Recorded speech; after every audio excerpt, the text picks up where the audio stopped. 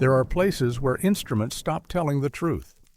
The Superstition Mountains rise from the Sonoran Desert 40 miles east of Phoenix, a crumpled range of volcanic tuff and rhyolite that reaches its highest point at just over 5,000 feet.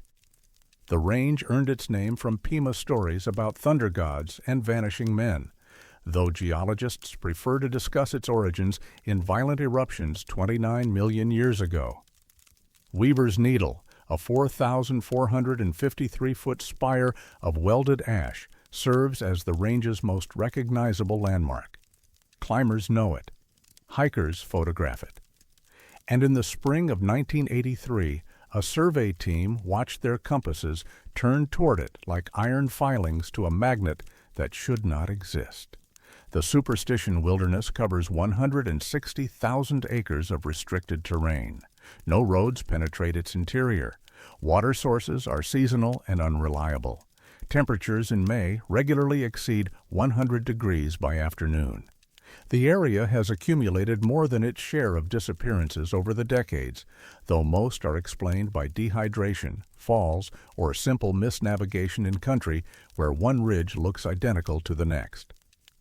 What happened to the USGS team that year does not fit those categories. On May 14, 1983, a 6-person geological survey team entered the wilderness from the Peralta Trailhead.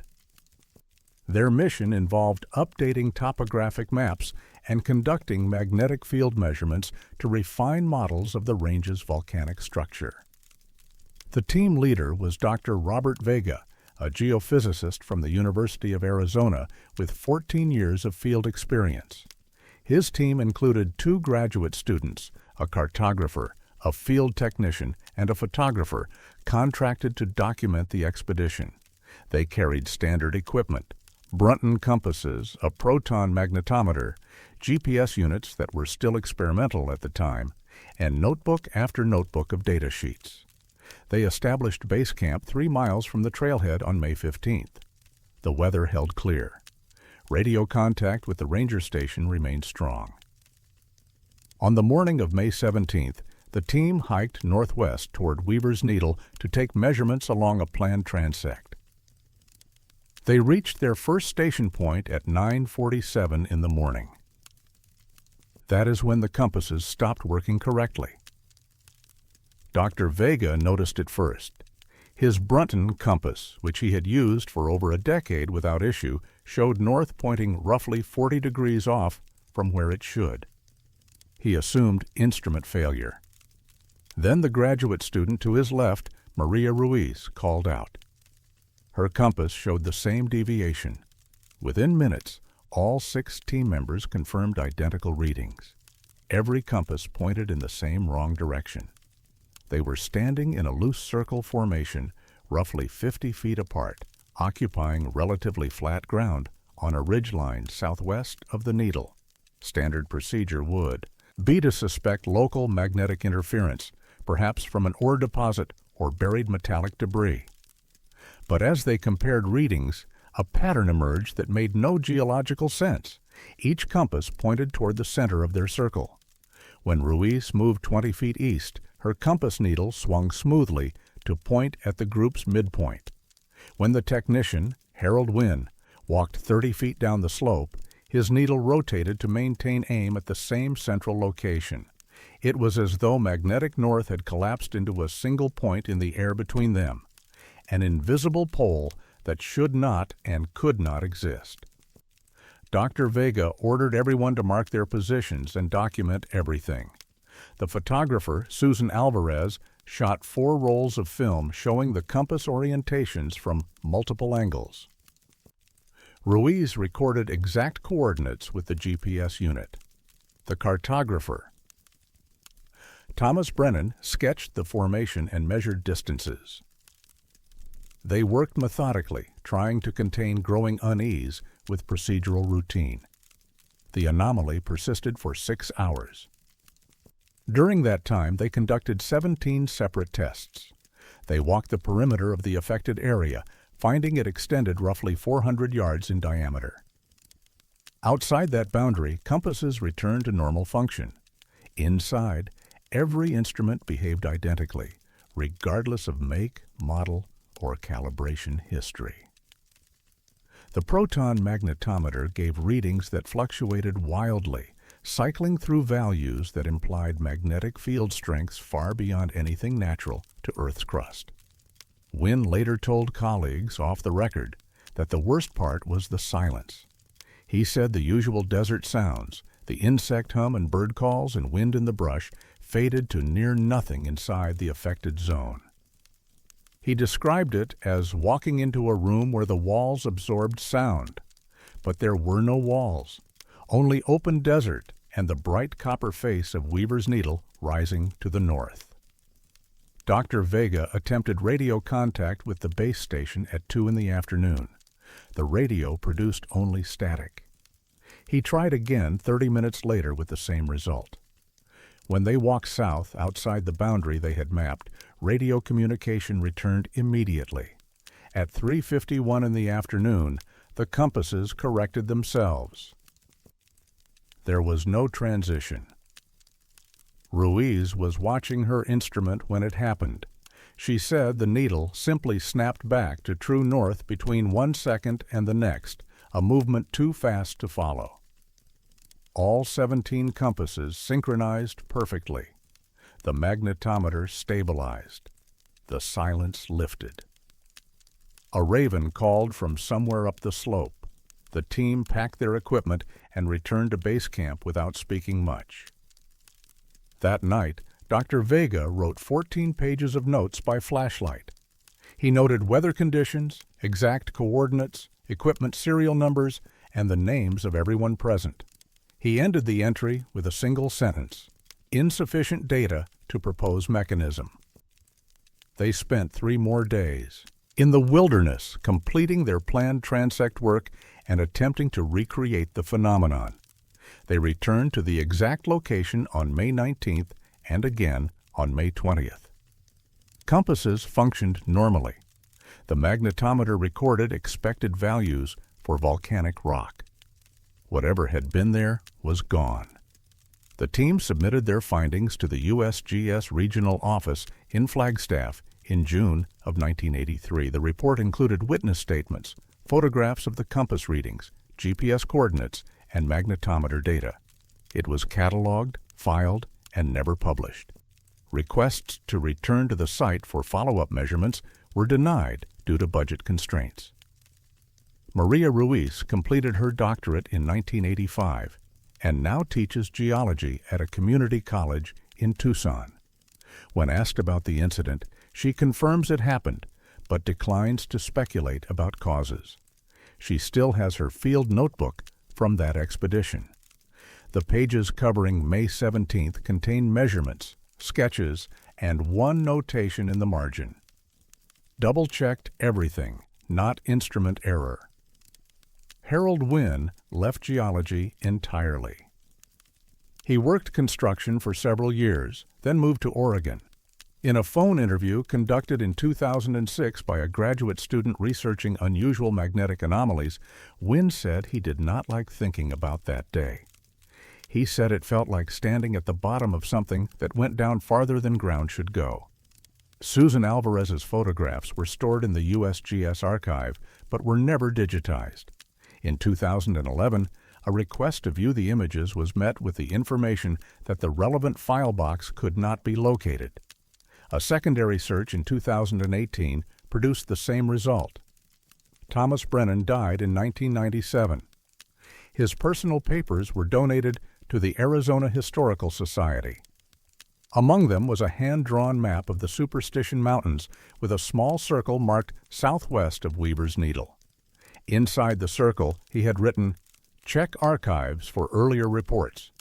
No such reports have been found. Dr. Robert Vega retired from the University of Arizona in 2009. He has never published about the incident.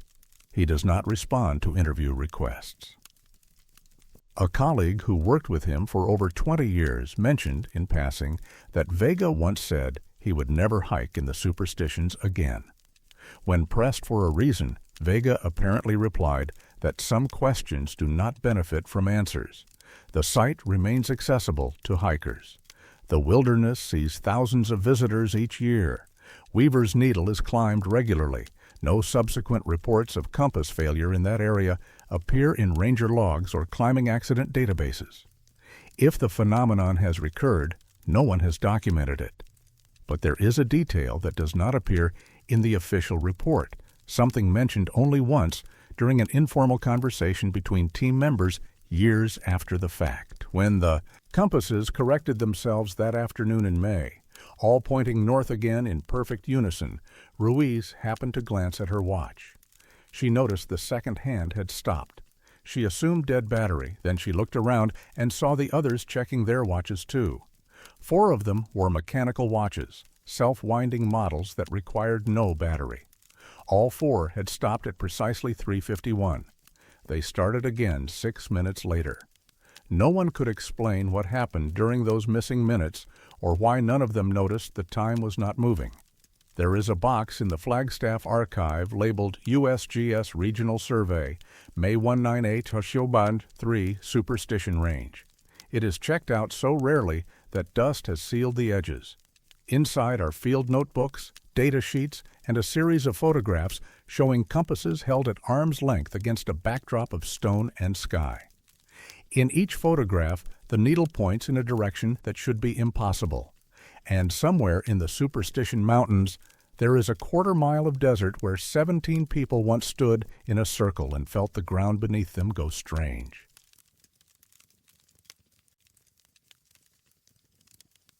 Some openings in the earth were never meant to be found.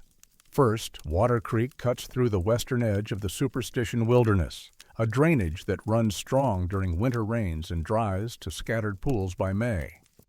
The trail that follows it sees moderate use, popular with day hikers who appreciate the relatively gentle grade and proximity to the Peralta trailhead. The canyon walls rise in layers of volcanic tuff, rust-colored stone that crumbles easily under boot soles. Saguaros cluster on southern exposures. Palo Verde trees mark the creek bed.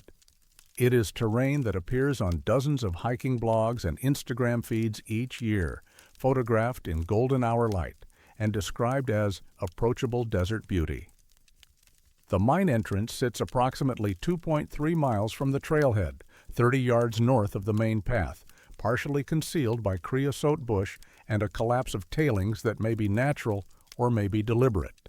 There is no wooden frame, no rusted rail cart, none of the typical indicators of historical mining activity. The opening measures roughly 4 feet high and 3 feet wide, angling downward at a steep pitch before curving out of sight. It does not appear on any United States Forest Service map. It does not appear in the Arizona Geological Survey's database of abandoned mines. And according to county records dating back to 1872, no mining claim was ever filed for this section of the canyon. The first documented report came from a hiker named Jennifer Kovacs in March of 2007.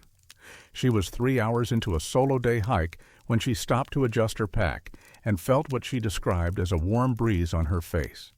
She found this unusual as the morning air was cool and the canyon should have been sheltered from wind. She turned to locate the source and noticed the mine entrance partially hidden in the brush. As she approached, she felt the breeze again, a distinct pulse of warm air moving outward from the opening. She waited. 47 seconds later, it happened again. Kovacs was an emergency room nurse with no background in geology or mining history. She did what seemed reasonable at the time. She recorded a 3-minute video on her phone showing the entrance and attempted to capture the air movement by holding a tissue near the opening. The tissue fluttered rhythmically. She posted the video to a hiking forum that evening with the title, "Weird Breathing Mine Near First Water." The post received 11 replies, most suggesting cave respiration caused by barometric pressure changes or temperature differentials. 2 replies mentioned they had felt the same phenomenon at the same location. One had been there in 2004. The other could not remember the exact year, but thought it was sometime in the late 1990s. Kovacs returned to the site 6 days later with a friend, Michael Torres, who worked as a civil engineer. They brought a stopwatch, a thermometer, and a handheld anemometer borrowed from Torres's office. Over the course of 90 minutes, they documented 43 exhalation events. Each lasted between 4 and 6 seconds. Each occurred at intervals of 46 to 48 seconds. The air temperature at the mine entrance measured 84 degrees, 19 degrees warmer than ambient canyon temperature. The anemometer registered air movement of approximately 2.1 miles per hour during exhalations and 0 during the intervals between. Torres attempted to shine a flashlight into the opening, but the angle and the narrowness of the passage made it impossible to see more than 8 or 10 feet. The walls appeared to be unworked granite, showing no tool marks or drill patterns. He reached in with his arm extended and felt the next exhalation as a distinct pressure wave, warm and slightly humid. He described it later as similar to standing near someone's face while they breathed, except there was no one there, and the breath came from deep stone. They reported their findings to the Tonto National Forest Ranger Station in Apache Junction. The report was logged and forwarded to the Forest Service's Abandonment de Mine program. In May of 2007, a two-person team visited the site to conduct a preliminary assessment. Their report, obtained through a Freedom of Information Act request in 2015, runs to 4 pages and includes GPS coordinates, photographs, and air quality measurements taken at the entrance. The document confirms the rhythmic air movement and notes the absence of the mine in historical records. It concludes with a recommendation for further investigation and sealing if the opening presents a public safety hazard. No follow-up investigation occurred. Between 2007 and 2012, at least 37 hikers documented experiences at the mine. Most described the same phenomenon, regular exhalations of warm air at consistent intervals. Some noted a faint smell they compared to wet stone or mineral-rich water.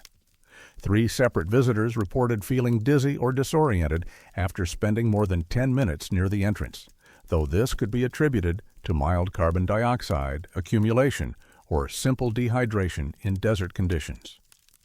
A geology graduate student from Arizona State University named David Kallstrom visited the site in October of 2009 as part of research into undocumented mining activity in the Superstitions. He brought more sophisticated equipment, a carbon dioxide meter, a portable weather station, and a geologist's hand lens. His findings matched earlier reports. He also noted that the interior walls, as far as he could see and reach, showed no evidence of mining. No drill marks, no dynamite scoring, no chisel work. The passage appeared to be a natural fissure in the granite, though its regular geometry and downward angle seemed unusual for natural formation. Kallstrom attempted to map the mine using a measuring tape and compass. He measured 32 feet of accessible passage before the ceiling dropped too low to continue without specialized caving equipment. The passage continued beyond that point. He could feel the exhalations coming from somewhere deeper.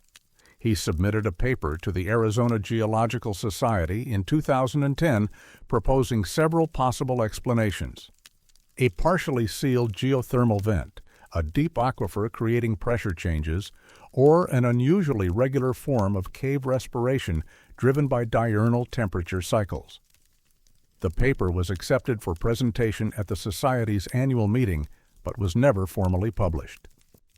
In 2011, Kallstrom returned with ground-penetrating radar equipment borrowed from the university's engineering department.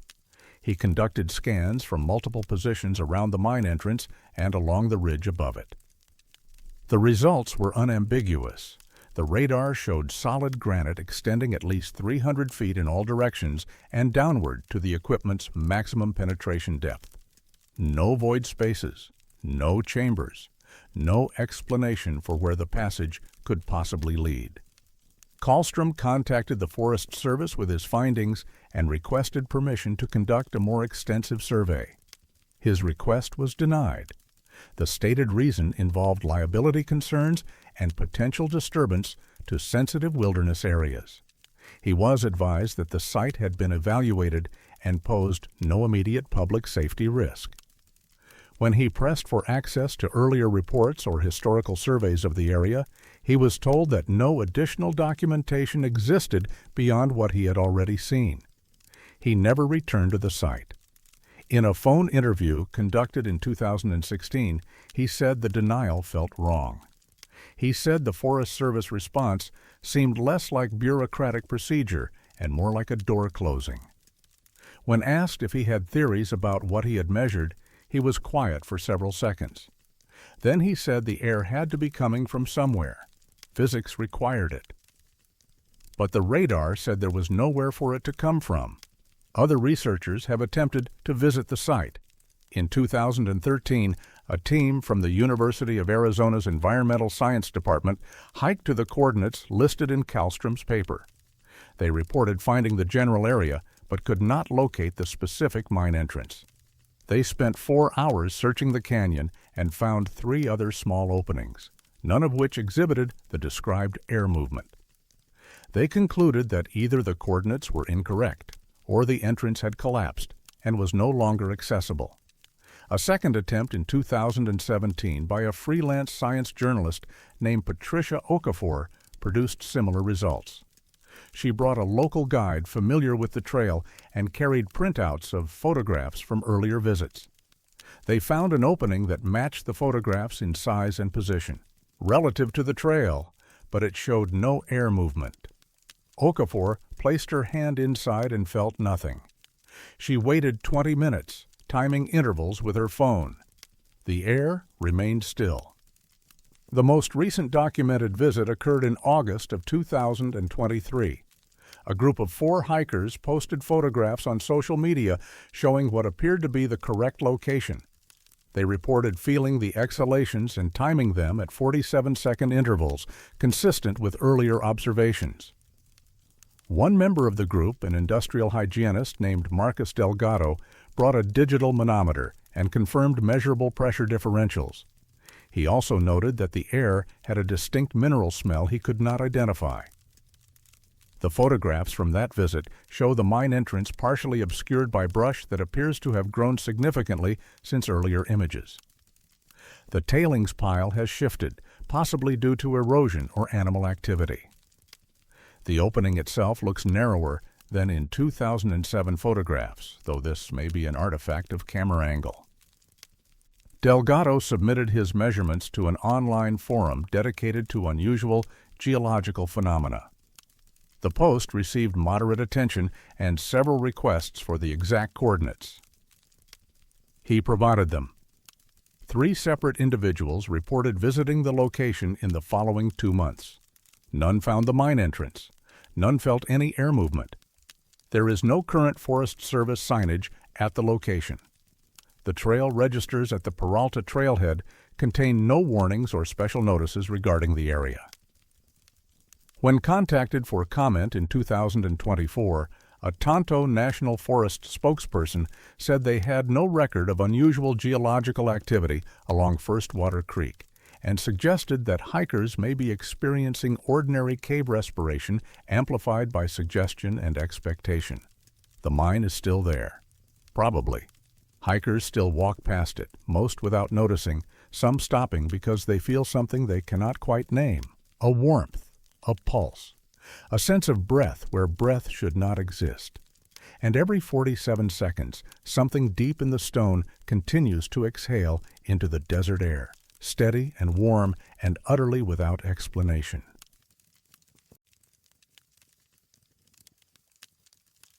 Sometimes a camera remembers what the mind will not. Flatiron Trail ascends the western face of the Superstition Mountains through switchbacks that gain 2,800 feet in less than 3 miles. The trail is popular despite its difficulty, offering views across the Valley of the Sun and ending at a flat summit that resembles a ship's prow pointing west. The surrounding terrain consists of brittle volcanic rock, Palo Verde, and saguaro, with little shade and no reliable water sources. Summer temperatures regularly exceed 110 degrees. Winter offers the best hiking conditions, though afternoon winds can gust strong enough to knock an unprepared climber off balance. Lost Dutchman State Park sits at the trail's base, named for the legendary gold mine that has drawn searchers into these mountains since the 1880s. Most who enter looking for the mine leave disappointed or do not leave at all. The park sees approximately 100,000 visitors annually. Search and rescue operations average 32 calls per year, mostly for heat exhaustion, dehydration, and route-finding errors. The incident involving Daniel Kistner does not fit any of those categories. On March 19, 2011, Kistner registered at the Trailhead kiosk at 7:43 in the morning. He was 34 years old, a freelance photographer based in Tempe who specialized in Southwest landscapes. He had hiked Flatiron Trail at least a dozen times previously and was familiar with the terrain. He carried a Nikon D300 with 2 lenses, a tripod, 3 liters of water, energy bars, and a first aid kit. His vehicle, a 2006 Toyota Tacoma, was photographed by the park's entrance camera. He was alone. Kistner did not return by nightfall. His girlfriend, Amanda Sorensen, called park rangers at 8:15 that evening when he failed to answer his phone. Rangers found his truck still parked at the trailhead. A preliminary search that night covered the lower sections of the trail with no results.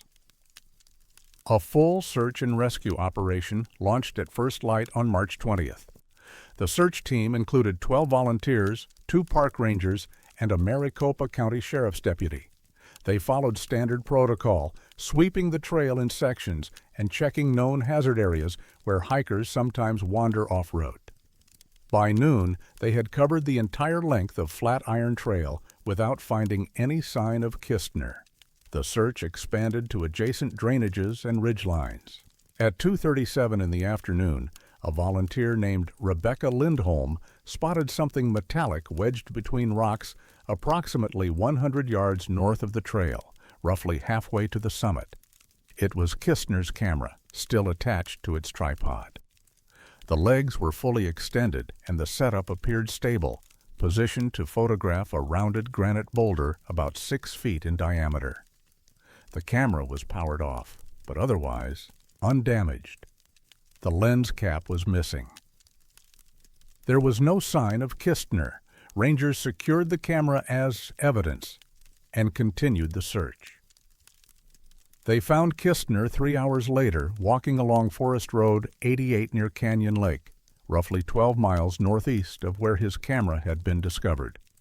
He was dehydrated and disoriented, but physically unharmed. He could not explain how he had traveled that distance or why he had left the trail. When asked about the camera, he said he did not remember setting it up. He did not remember photographing anything. His last clear memory was reaching the halfway point of the trail sometime mid-morning. Kistner was treated at a local hospital for moderate dehydration and released that evening. Medical examination revealed no head trauma, no evidence of heat stroke, and no drugs or alcohol in his system. A psychological evaluation noted mild confusion and memory gaps, but no indicators of psychotic break or dissociative episode. The attending physician described him as lucid, but genuinely unable to account for approximately 6 hours of missing time. The camera's memory card was analyzed by park officials as part of the incident report. It contained 312 images taken that day. The first 65 showed typical landscape shots: dawnlight on the mountains, details of trail markers, a barrel cactus backlit by morning sun. Image 66 showed the boulder. So did images 67 through 312. 247 photographs of the same rock from the same angle. The metadata embedded in each file showed they were taken sequentially between 10:17 in the morning and 4:03 in the afternoon. The exposures were consistent. ISO 400 f8, shutter speed 1/250th of a second. The focus point never changed. The framing never changed. For nearly 6 hours, Kistner had apparently photographed nothing but that boulder, pressing the shutter every 90 seconds or so, never moving the camera. Amanda Sorensen reviewed the images at Kistner's request. She had worked as a photo editor before transitioning to graphic design and had handled thousands of his photographs over their 3-year relationship. She said the images were technically perfect. Sharp focus, correct exposure, proper white balance. But they were identical in a way that made no sense. She said even if someone wanted to take the same photo repeatedly, tiny variations would occur. The shadow angles would shift as the sun moved. The light quality would change. A bird might pass through the frame. Something would be different. Nothing was different, except for one detail. In the lower right corner of each image, there was a darkening.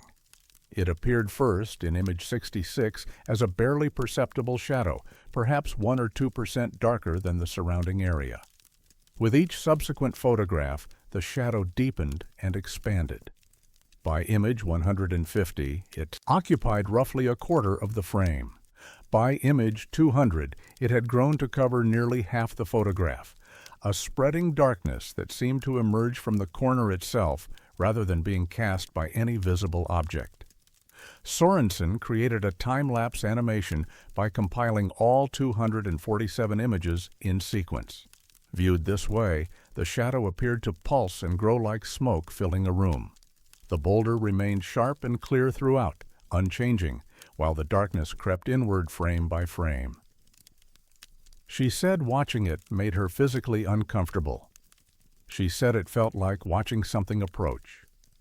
The animation was shared with a photography professor at Arizona State University named Gerald Takahashi, who specialized in image analysis and forensics. He examined the original files for evidence of manipulation or corruption. He found none. The images were legitimate captures from Kistner's camera with unaltered EXIF data. Takahashi noted that the darkening did not follow any pattern consistent with lens vignetting, sensor malfunction, or progressive light fall-off. He also noted something else. The metadata timestamps did not match the progression of the shadow. According to the embedded time data, all 247 photos were taken between 10:17 a.m. and 4:03 p.m. But the shadow's growth suggested a different timeline. Takahashi calculated that if the darkening represented actual changes in lighting conditions, the images would have to span approximately 9 to 11 hours, extending well past sunset. Yet the metadata insisted otherwise. The background lighting in the images remained constant throughout, consistent with midday sun angles in March. Takahashi wrote an informal report describing the inconsistency, but declined to speculate on causes. He suggested the camera's internal clock might have malfunctioned while the shutter continued operating normally. But that did not explain why Kistner would photograph the same rock for 6 hours, or how he ended up 12 miles away with no memory of leaving. Kistner himself could offer no explanation. In multiple interviews conducted in the weeks following the incident, he remained consistent in his account. He remembered hiking. He remembered the morning light being good for photography. He remembered nothing between approximately 10:15 a.m. and the moment a search volunteer found him walking along the road near Canyon Lake. He did not remember seeing the boulder. He did not remember setting up his tripod. He said it felt like someone had removed a piece of time from his day and sewn the edges back together without him noticing. He attempted to return to the location in May of 2011, accompanied by Sorensen and a friend who worked in search and rescue. They found the boulder easily. It sat exactly where the photograph showed it, an unremarkable granite formation weathered smooth by centuries of wind and rain. Kistner set up his camera in approximately the same position. He took several test shots. The images looked normal, no darkening, no anomalies. He said being there felt familiar, but also wrong, like visiting a room he had dreamed about but never actually entered. Park officials reviewed the incident and filed it as a case of heat-related confusion with unusual but not unprecedented memory loss. The report noted the strange photographs but offered no explanation for them. No further investigation was conducted. When contacted for comment in 2013, a park spokesperson said that heat stress can produce various psychological effects and that the important outcome was that Kistner had been found alive and unharmed. Kistner stopped hiking alone after March 2011. He continued photography work but avoided the Superstition Mountains entirely. In an interview for a Phoenix area photography blog in 2014, he mentioned the incident briefly, describing it as a gap in his memory that still bothered him. He said the worst part was not knowing. He said cameras are supposed to be witnesses, mechanical eyes that remember what we cannot. But his camera had witnessed something he could not understand, and the evidence only deepened the mystery instead of solving it. The 247 images remain archived on an external hard drive in Kistner's possession. He has not looked at them in several years.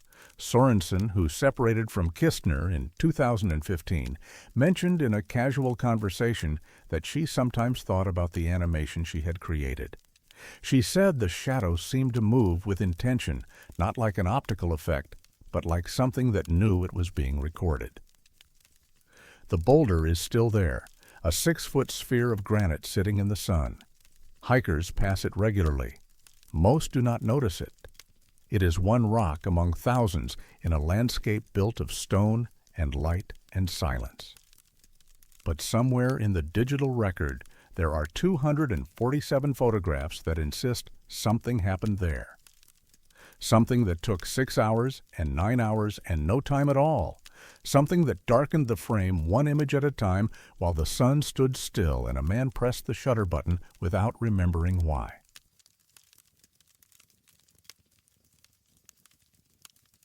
There are places where light arrives before its shadow can follow. Peralta Canyon cuts deep into the northern face of the Superstition Mountains, a drainage system carved over millennia through layers of volcanic tuff and welded ash. The canyon walls rise nearly vertical in some sections, reaching heights of 800 feet, creating corridors of stone that channel wind and funnel sound in ways that disorient even experienced hikers. Peralta Trail follows the canyon bottom for approximately 5 miles, ascending from the trailhead at an elevation of 2,400 feet to overlooks that provide views of Weaver's Needle and the wilderness interior. The area receives approximately 30,000 visitors annually, most arriving between November and April, when temperatures permit safe travel. The canyon's history includes the usual catalog of disappearances and accidents common to rugged terrain. In 1947, a prospector named James Kidd vanished somewhere in these mountains, his body never recovered despite extensive searches. In 1978, 3 college students from Tempe became disoriented in a side canyon and required helicopter rescue after spending 2 nights without water. In 1991, a solo hiker fell from an unnamed ridge and was not found for 6 days. The canyon does not distinguish itself through unusual danger. It is simply remote, difficult, and indifferent to human presence. The anomaly was first documented in March of 2003 by a 4-person geological survey team from Northern Arizona University. The team had been contracted by the United States Geological Survey to conduct erosion assessments and update topographic data for sections of the Superstition Wilderness. On the morning of March 21st, they entered a narrow tributary canyon approximately 2.7 miles from the Peralta trailhead. The canyon measured roughly 40 feet wide at its base and extended perhaps 300 yards before terminating in a rockfall that blocked further progress. The team leader was Dr. Sandra Okonkwo, a geomorphologist with 12 years of field experience. Her team included a graduate student named Timothy Brandt, a field technician named Elise Trudeau, and a photographer contracted to document the survey work, a man named Kevin Matsumoto. They arrived at the side canyon at 8:47 in the morning, with the sun angle creating strong directional light across the canyon floor. Brant noticed it first while setting up surveying equipment. He was positioning a tripod and watching his shadow stretch across the rock when he realized the shadow was moving incorrectly. He stopped moving. His shadow continued for another few seconds before also stopping. He waved his arm. The shadow waved back, but the motion lagged behind his actual movement by what he estimated as 3 or 4 seconds. He called the others over. Dr. Okonkwo observed the same phenomenon with her own shadow. Trudeau confirmed it. Matsumoto recorded video footage showing all 4 team members moving in coordination with their shadows trailing noticeably behind. The delay was consistent and measurable. When someone raised their hand quickly, the shadow's hand rose 3 to 5 seconds later. When someone walked forward, their shadow followed like a reluctant companion, always slightly out of sync. The team spent the next 2 hours documenting the effect. Matsumoto shot over 40 minutes of video from multiple angles. Brant measured the delay using a stopwatch and recorded values ranging from 2.8 seconds to 5.1 seconds, with an average delay of 3.6 seconds. Dr. Okonkwo mapped the affected area and found it extended roughly 120 yards into the canyon before shadows returned to normal behavior. Outside that zone, shadows moved in perfect synchronization with their objects, as physics would predict. They attempted to identify environmental factors that might explain the phenomenon. The canyon walls were composed of standard rhyolitic tuff, showing no unusual mineral composition or reflective properties. The floor consisted of decomposed granite and scattered boulders, none positioned in ways that would create unusual light reflection patterns. Air temperature was 71 degrees Fahrenheit with minimal wind. Atmospheric conditions were clear. There was no fog, no dust, nothing to scatter or delay light transmission. Dr. Okonkwo later described the experience in an interview with a regional science journal. She said it felt like watching footage with the audio slightly out of sync, except it was visual instead of auditory. She said the human brain expects shadows to behave predictably, and when they do not, it creates a low-level discomfort that builds the longer you observe it. She said one member of the team, she did not specify who, asked to leave after 20 minutes because the effect was making them nauseated. The team returned to the location on March 22nd at approximately the same time. The phenomenon persisted. Shadows continued to lag by 3 to 5 seconds within the same geographic boundary. They returned again on March 23rd. Same result. On March 24th, they brought additional equipment including light meters, spectrometers, and a device to measure atmospheric refraction. None of the instruments detected anomalies that would explain delayed shadow propagation. Matsumoto's video footage was analyzed by physics faculty at Northern Arizona University. The delay was confirmed through frame-by-frame examination. When a team member's hand moved upward at timestamp 8:53 and 14 seconds, the shadow's hand began moving upward at timestamp 8:53 and 17 seconds. The delay was real and measurable. What caused it remained unexplained. Dr. Okonkwo submitted a preliminary report to the USGS in April of 2003, describing the shadow lag and requesting authorization for a more extensive study. The request included a proposal for specialized equipment and a week-long field study during the following March to determine if the phenomenon was seasonal or permanent. The USGS responded with a request for additional data and suggested the team review their methodology for potential observer bias or equipment malfunction. In October of 2003, Dr. Okonkwo returned to the canyon with 2 colleagues who had not been present during the original observations. They arrived on October 23rd at 8:30 in the morning. The shadow lag was present again, exhibiting the same 3 to 5 second delay within the same geographic area. The new observers confirmed the effect independently. One of them, a physicist named Raymond Kilpatrick, later stated that he had been skeptical until he saw his own shadow behaving impossibly. He said no known physical mechanism would cause shadows to lag behind their objects in normal atmospheric conditions with direct sunlight. Kilpatrick proposed several theoretical explanations involving localized space-time distortions or unusual gravitational effects, but acknowledged that such explanations would require conditions not known to exist in Earth's crust. He suggested the team contact physicists specializing in relativity and exotic matter. That contact was never made. The USGS declined to fund further research, citing budget constraints and the need to prioritize projects with clear practical applications. Between 2004 and 2009, Dr. Okonkwo made 4 additional visits to the canyon, always in March or October. The phenomenon appeared consistently during morning hours between approximately 8:30 and 10:15 a.m. During other times of day or other months of the year, shadows behaved normally. She documented this pattern meticulously, but was unable to secure institutional support for publication or further investigation. In 2010, she submitted a paper to the Journal of Geophysical Research describing the observations and calling for collaborative study. The paper was rejected.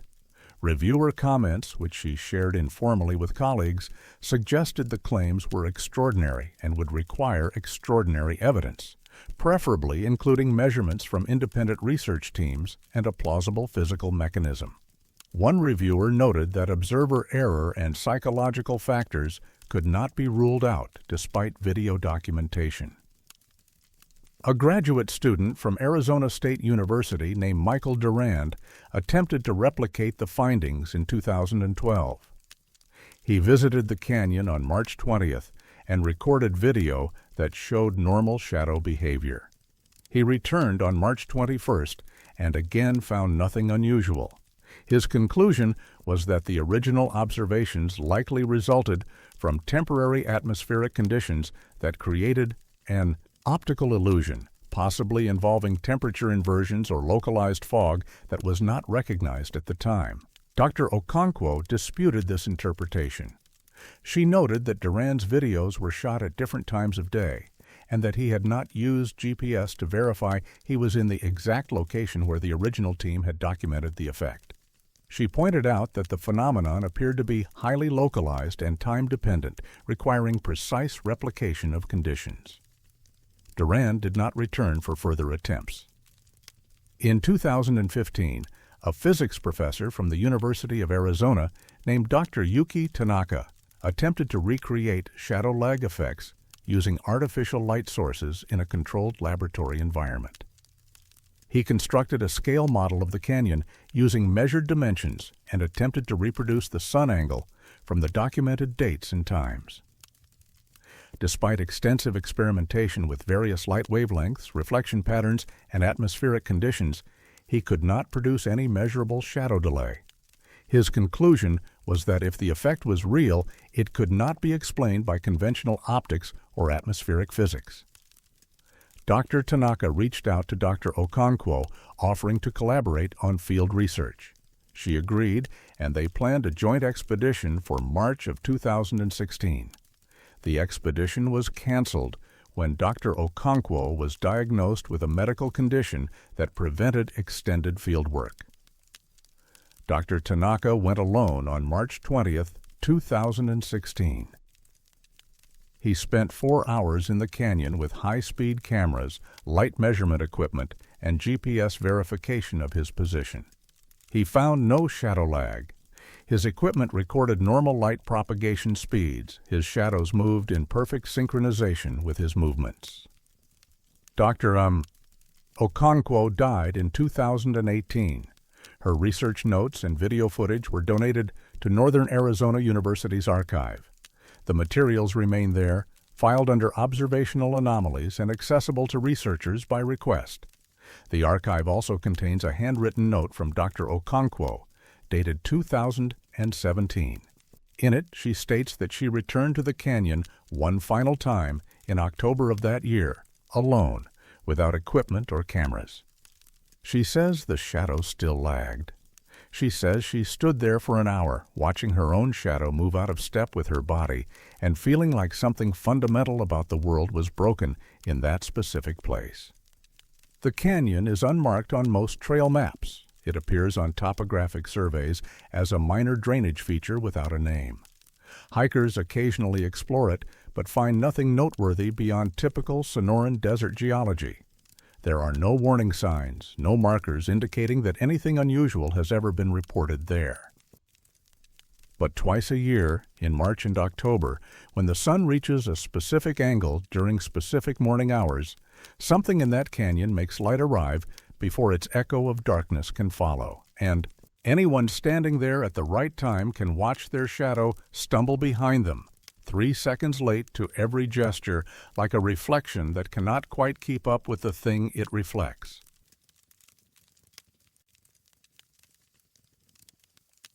Some things are buried with the expectation they will be found. Bluff Spring Mountain rises to 4,860 feet in the eastern section of the Superstition Wilderness, a landscape of broken ridges and deep canyons covered in brittle bush, ocotillo, and scattered stands of palo verde. The area receives less traffic than the western trails near Lost Dutchman State Park, attracting primarily experienced hikers willing to navigate poorly marked routes and carry sufficient water for multi-day trips. Bluff Spring Trail itself follows an old ranching path that dates to the early 1900s, when cattle operations still existed in the mountains before the wilderness designation took effect in 1964. The region's history includes the standard mythology of lost mines and hidden gold, stories that have pulled searchers into these mountains for over a century. Most leave empty-handed. Some do not leave at all. Between 1950 and 1978, 14 people were reported missing in the Superstition Wilderness under circumstances that produced no bodies, no definitive evidence of death, and no clear explanation. The cases remain open in county records, though active investigations ceased decades ago. What was found in 1978 suggests those disappearances may have been more connected than anyone realized. On April 9, 1978, 2 hikers from Phoenix, James Kowalski and Lauren Pemberton, were exploring an unmarked side trail approximately 1.4 miles south of Bluff Spring when Kowalski noticed disturbed ground beneath an overhanging ledge. The area showed signs of recent digging, though recent in desert terms could mean anything from days to years. Curious, they began clearing the loose soil with their hands and a flat rock.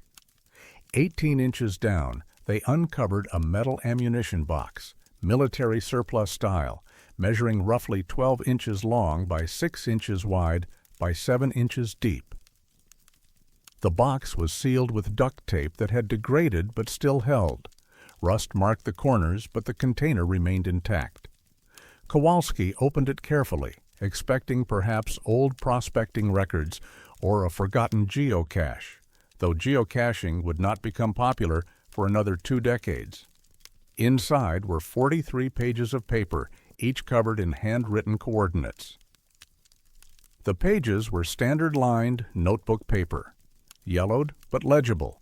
Each page contained between 20 and 30 sets of coordinates written in degrees, minutes, and seconds format. No locations were named. No dates were included. No explanatory text appeared anywhere in the document. Just columns of numbers in careful handwriting, page after page. Pemberton, who worked as a legal secretary, noticed immediately that the handwriting varied. Some pages showed tight, controlled script. Others displayed larger, looser penmanship. The ink colors differed too: black, blue, even pencil in some sections. It looked like multiple people had contributed to the document over time, each adding their own coordinates to a growing list. Kowalski and Pemberton took the box to the Pinal County Sheriff's Office 3 days later after spending the weekend trying to determine if the coordinates pointed to anything significant. They had plotted 12 of the coordinate sets on topographic maps and found they referenced locations scattered across Arizona, New Mexico, and southern Utah. Most appeared to be in remote wilderness areas. None corresponded to known landmarks or cities. The sheriff's office logged the find as miscellaneous property and filed a report. A deputy named Richard Wolcott took custody of the box and spent several days examining the contents. He counted 43 pages total, containing 1,087 individual coordinate sets. He noted the varying handwriting styles and made photocopies of all pages before storing the originals in the evidence room.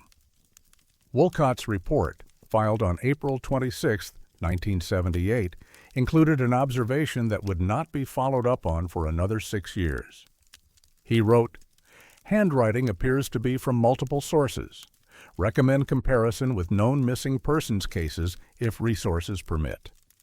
Resources did not permit. The box sat in evidence storage while the sheriff's office dealt with more pressing matters.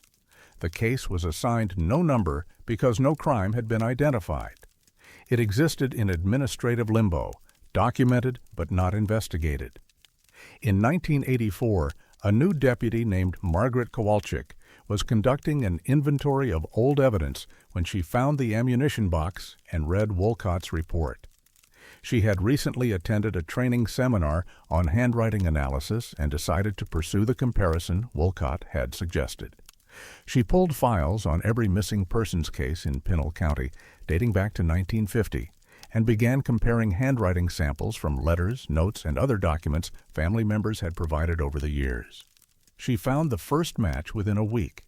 The handwriting on pages 7 through 11 matched documents written by Douglas Merritt, a 52-year-old mining engineer who disappeared near Tortilla Flat in 1968. The match was strong enough that Kowalczyk requested a formal analysis from a certified document examiner in Phoenix. The examiner confirmed the identification with high confidence. Encouraged, Kowalczyk continued comparing samples. Over the next 4 months, she identified 6 more matches, each confirmed by professional document examination. Pages 1 through 3 matched Helen Vasquez, a 34-year-old schoolteacher who vanished during a day hike in 1959. Pages 12 through 18 matched Robert Jankowski, a 47-year-old uranium prospector last seen in 1961. Pages 19 through 24 matched Carol Nordstrom, a 29-year-old graduate student studying desert ecology who disappeared in 1965. Pages 25 through 31 matched Frank Delacroix, a 61-year-old retired postal worker who went missing in 1970. Pages 32 through 38 matched Patricia Wolf, a 38-year-old photographer who failed to return from a solo backpacking trip in 1972. Pages 39 through 43 matched James Blackwell, a 44-year-old surveyor who disappeared in 1974. 7 people spanning 24 years, none with any documented connection to each other. They came from different cities, worked different professions, disappeared in different areas of the superstitions. Yet all had contributed to the same document. All had written coordinates in the same notebook pages that were eventually buried together near Bluff Spring Trail. Kowalczyk's report generated significant interest within the sheriff's office and prompted reopening of all 7 missing persons cases. Investigators interviewed surviving family members, reviewed old case files, and attempted to plot the coordinates to determine if they revealed a pattern or pointed to locations relevant to the disappearances. The coordinate plotting produced no clear pattern. The locations were scattered across the Southwest with no obvious connecting logic. Some pointed to national forest land, others indicated BLM parcels or private property. 17 of the coordinates referenced locations in the Superstition Mountains themselves, but searches of those areas revealed nothing unusual. No bodies, no additional caches, no evidence of what the coordinates were meant to mark. Investigators tried to determine how the pages came to be compiled into a single document. The paper itself was common notebook stock available at any stationery store, offering no unique identifiers. The ammunition box was military surplus from the 1950s or 60s, the type sold at Army-Navy stores throughout the Southwest. Fingerprint analysis of the pages produced only smudged partials, none clear enough for identification. One theory proposed that the missing persons had been victims of a serial offender who kept the coordinates as trophies or records of disposal sites. But this theory struggled to explain why the handwriting matched the victims themselves rather than a single perpetrator. It also failed to account for how 7 people writing over 24 years had used the same notebook paper and why their writings would be collected and buried years after the last known disappearance. Another theory suggested the coordinates were related to treasure hunting or prospecting, that the missing persons had all been searching for something and documenting locations as they worked. But investigators found no evidence any of the 7 had known each other or shared interests in prospecting. Helen Vasquez taught elementary school. Carol Nordstrom studied desert plants. Patricia Wolf photographed landscapes. Their backgrounds shared no common thread beyond the fact that they all went missing in the same general region. A third theory, proposed by a consulting psychologist, suggested the possibility of shared delusion or cult involvement, but this too lacked supporting evidence. None of the victims had been flagged in life as unstable or susceptible to manipulation. Family members reported no unusual behavior before the disappearances, no mentions of strange beliefs or secret affiliations. The investigation stalled by 1986. The cases remained open but inactive. The ammunition box was returned to evidence storage. The photocopied pages were filed in 7 separate case folders. Occasionally, a new detective would review the materials, sometimes proposing a fresh theory, but no new leads emerged. In 1993, a journalist named Martin Ruiz wrote an article about the case for Phoenix magazine. The piece generated renewed public interest and prompted several amateur investigators to attempt their own analysis of the coordinates. One researcher claimed to have found a geometric pattern in the coordinate distribution that suggested deliberate placement. Another insisted the coordinates, when converted to a different format, spelled out a message in code. None of these theories withstood scrutiny. The most unsettling discovery came in 2001, when a GIS specialist named Rebecca Thorne digitized all 1,087 coordinate sets and plotted them using modern mapping software. She noticed that 19 of the coordinates fell within 100 yards of locations where other people had disappeared in the Southwest between 1940 and 2000. Not the 7 whose handwriting appeared in the cache, but other missing persons, other unsolved cases. The proximity could have been coincidental. The Southwest contains vast stretches of wilderness where people disappear regularly, but the overlap was notable enough that Thorne submitted her findings to the FBI's Violent Criminal Apprehension Program. VICAP reviewed the information but found insufficient evidence to classify the disappearances as related. The cases spanned different jurisdictions, different time periods, and showed different circumstances. Some were probable accidents, others were suspected homicides. The coordinate matches were interesting but not probative. The cache itself was moved to climate-controlled storage in 2008 to prevent further degradation. Access is restricted to law enforcement personnel and researchers with approved credentials. The document has been photographed, scanned, and analyzed using multiple techniques including spectral imaging and chromatography. The findings confirm what was already known. 7 different people wrote these coordinates over a span of years. Why they wrote them, how the pages were compiled, and who buried them remains unexplained. There is one detail, rarely mentioned in official reports, but noted in the margins of Deputy Kowalczyk's original analysis. When she was comparing handwriting samples, she noticed that some of the coordinate entries showed evidence of correction. Numbers had been crossed out and rewritten. In several cases, the corrections made the coordinates less precise, changing a measurement from exact seconds to approximate minutes as though the writer was deliberately obscuring the location after initially recording it accurately. Kowalczyk wrote in her notes, possible indication subjects were aware of surveillance or later regretted accuracy of records. But surveillance by whom? Regret for what purpose? The ammunition box sits in an evidence facility in Florence, Arizona. Inside are 43 yellowed pages covered in coordinates that point to empty desert, forgotten ridges, and places no one has ever found reason to search. 7 people wrote those numbers. 7 people vanished. And somewhere in the Superstition Mountains, beneath a rock ledge 1.4 miles south of Bluff Spring Trail, the ground remembers being disturbed by hands that were never identified, bearing evidence of something that continues to resist explanation.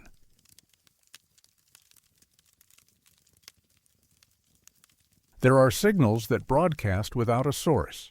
Tortilla Flat sits at the end of the paved section of Apache Trail, a settlement of 6 permanent residents perched at an elevation of 3,200 feet on the southwestern edge of the Superstition Mountains.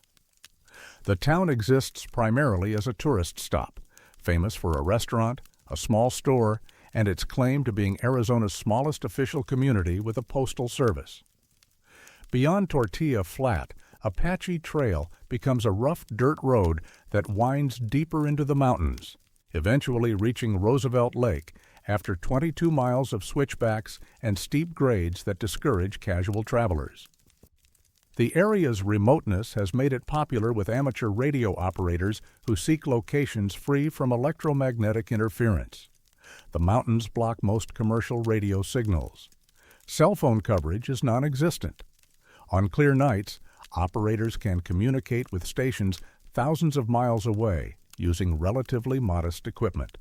The terrain also produces unusual propagation effects, where radio waves bounce off canyon walls and ridges in ways that create dead zones and unexpected reception corridors. Most operators accept these quirks as part of the environment. What they encountered starting in 2007 was not a quirk. The first documented report came from a ham radio operator named Donald Peterson. Call sign Kilo Bravo, 7 Tango, Charlie Zulu. On the evening of May 4, 2007, Peterson had driven from his home in Mesa to Tortilla Flat to participate in a scheduled contact with operators in Japan. He parked near the historic schoolhouse and set up his portable station, a Yaesu transceiver, a vertical antenna mounted on a magnetic base, and a deep cycle battery. He began scanning frequencies around 8:15 p.m. At 8:41, while tuning through the 14 MHz band, his receiver locked onto a signal at 14.275 MHz. The frequency itself was unusual, falling within a band allocated primarily to fixed services and maritime communications, not amateur radio. What he heard was more unusual still. The transmission consisted of a monotone synthetic voice, gender-neutral and mechanical, reading a series of data points. Barometric pressure in millibars. Temperature in degrees Celsius. Geographic coordinates given in degrees, minutes, and seconds. Each reading was announced clearly, followed by a 2-second pause, then the next reading. After approximately 30 minutes, the transmission would end abruptly and begin again from the start, an identical loop. Peterson recorded 4 complete cycles over the course of 2 hours. When he checked the coordinates being announced, they matched his exact position near Tortilla Flat. When he compared the barometric pressure to his portable weather station, the numbers matched within 1 millibar. The temperature reading corresponded to the ambient air temperature he measured. With a thermometer, the transmission was broadcasting real-time environmental data for his specific location with precision that should not have been possible from an unknown source. He reported the incident to other operators through amateur radio forums and networks. Most responses suggested he had intercepted an automated weather station or a government monitoring system. But when Peterson researched the frequency, he found no licensed stations operating on 14.275 MHz in Arizona. The Federal Communications Commission's database showed no permits, no experimental licenses, no official use of that frequency within 500 miles of his location. Over the following months, 3 other operators reported identical experiences. In August of 2007, an operator named Sandra Kimura, call sign November Charlie 7 Uniform Echo, picked up the same transmission while operating from a pullout 2 miles east of Tortilla Flat. The synthetic voice read coordinates matching her position, pressure and temperature matching her conditions.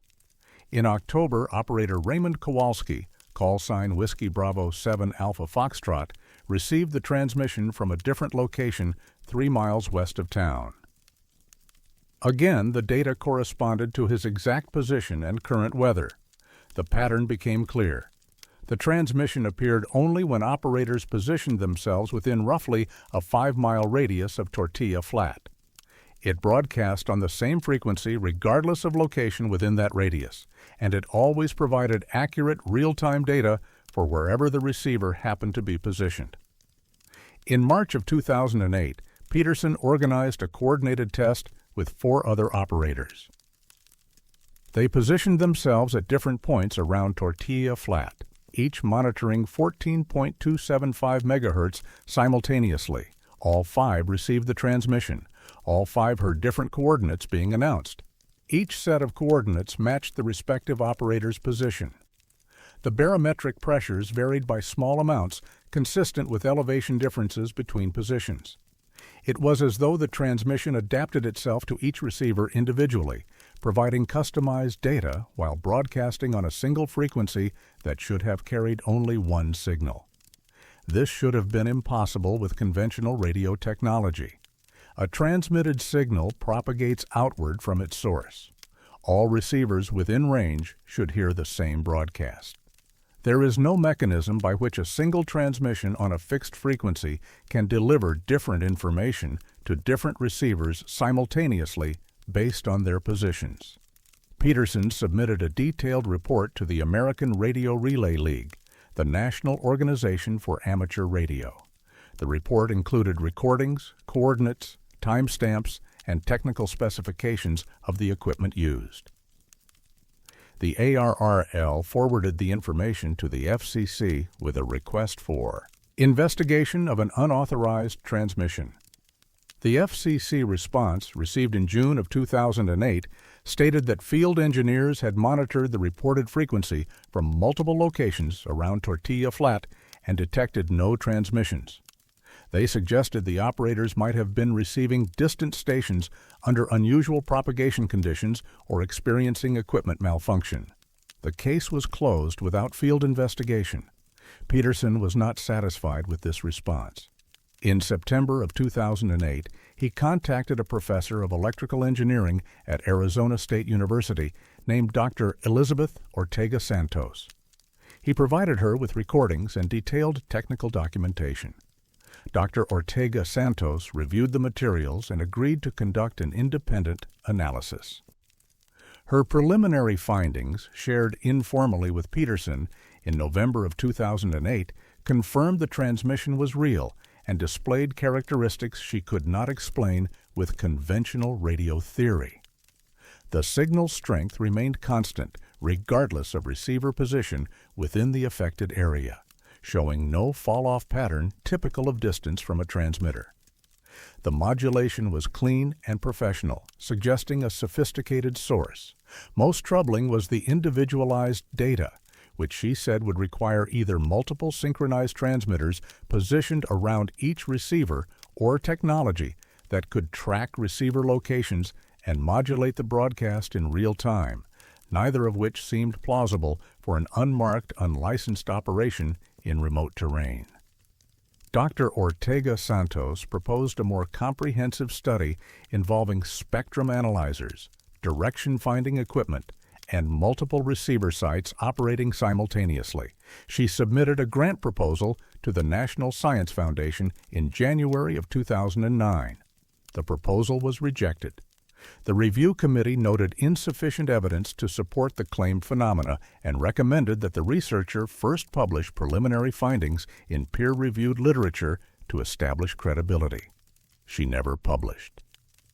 When contacted for comment in 2014 by a science journalist investigating unusual radio phenomena, Dr. Ortega Santos said she had moved on to other research priorities. She declined to discuss the tortilla flat transmissions in detail, but mentioned that some anomalies resist explanation within existing theoretical frameworks and that sometimes the most honest scientific position is to acknowledge insufficient data rather than propose implausible theories. Between 2009 and 2019, at least 23 amateur radio operators documented encounters with the transmission. The reports were consistent. The frequency never varied. The synthetic voice never changed. The data was always accurate. The transmission appeared most reliably during evening hours, but had been detected as early as 3 p.m. and as late as 2 a.m. It seemed to operate independently of weather, season, or solar activity. Several operators attempted to trace the source using directional antennas. The results were contradictory. Some reported the signal appeared to originate from the northwest, in the direction of the Superstition wilderness interior. Others indicated southwest, toward the town itself. A few claimed the signal came from directly overhead, suggesting a satellite source, but satellite transmissions do not operate on that frequency and would not provide individualized location data to ground receivers. In 2012, an operator named Marcus Delgado attempted an experiment. He set up two receivers 300 yards apart, both tuned to 14.275 MHz, both connected to synchronized recording equipment. At 9:37 p.m. on June 8th, both receivers picked up the transmission simultaneously. Analysis of the recordings showed they were receiving different coordinate sets corresponding to their respective positions, but the transmissions were perfectly synchronized, with data announcements occurring at identical timestamps. It was the same broadcast delivering different information at the same moment. Delgado shared his findings on technical forums and ham radio networks. The discussion that followed included speculation about quantum communication, exotic military technology, and even extraterrestrial sources. Most engineers remained skeptical, suggesting the results were artifacts of equipment miscalibration or misinterpretation of logs. The most detailed investigation came in 2016 when a group of 5 operators, calling themselves the Apache Trail Radio Research Collective, spent 3 consecutive weekends monitoring the transmission with professional-grade equipment borrowed from university and commercial sources. They documented 72 hours of signal activity. They confirmed the transmission's characteristics matched all previous reports. They measured signal strength at multiple points and found it varied by less than 2 decibels across a 4-mile area, an impossibility if the source was a conventional ground-based transmitter. The collective attempted to submit their findings to IEEE Transactions on Broadcasting. The paper was rejected without peer review. The editor's response noted that the described phenomena contradicted fundamental principles of radio propagation and that extraordinary claims required extraordinary evidence, preferably including identification of the transmission source and replication under controlled conditions. The last confirmed report of the transmission came in March of 2019 from an operator named Yuki Sato, call sign Alpha Hotel 7 November Juliet. She recorded 18 minutes of the broadcast before it ceased mid-cycle. She waited for 2 hours, but the frequency remained silent. She returned the following evening and found nothing. Other operators who had previously documented the transmission attempted to locate it again throughout 2019 and 2020. None succeeded. The FCC's database still shows no licensed operations on 14.275 MHz in the Tortilla Flat area.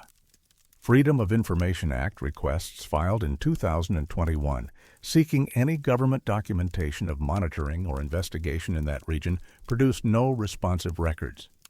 The agency maintains it has no knowledge of unauthorized transmissions matching the described characteristics. Amateur radio operators still visit Tortilla Flat, some specifically to search for the transmission. They set up their equipment near the old schoolhouse or along pullouts on a patchy trail, scanning frequencies and waiting for the synthetic voice to return. The recordings that exist, scattered across hard drives and archived forum posts, remain the only proof that something was broadcasting environmental data with impossible precision from a source that either does not exist or does not want to be found.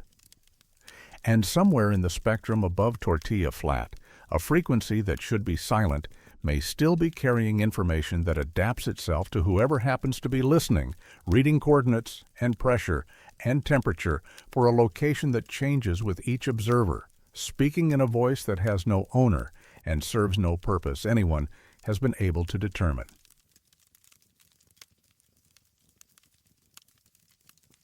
Some surfaces refuse to show what stands above them.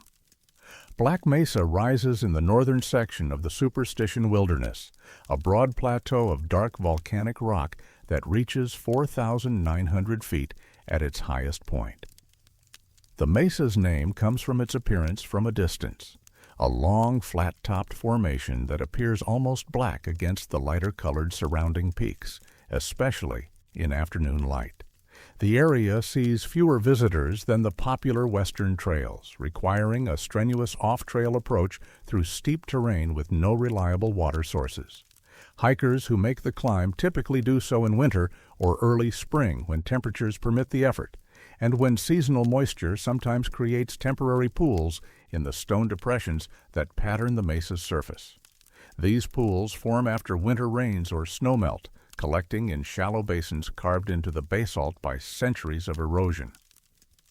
Most evaporate within weeks as temperatures rise and the desert reasserts its aridity.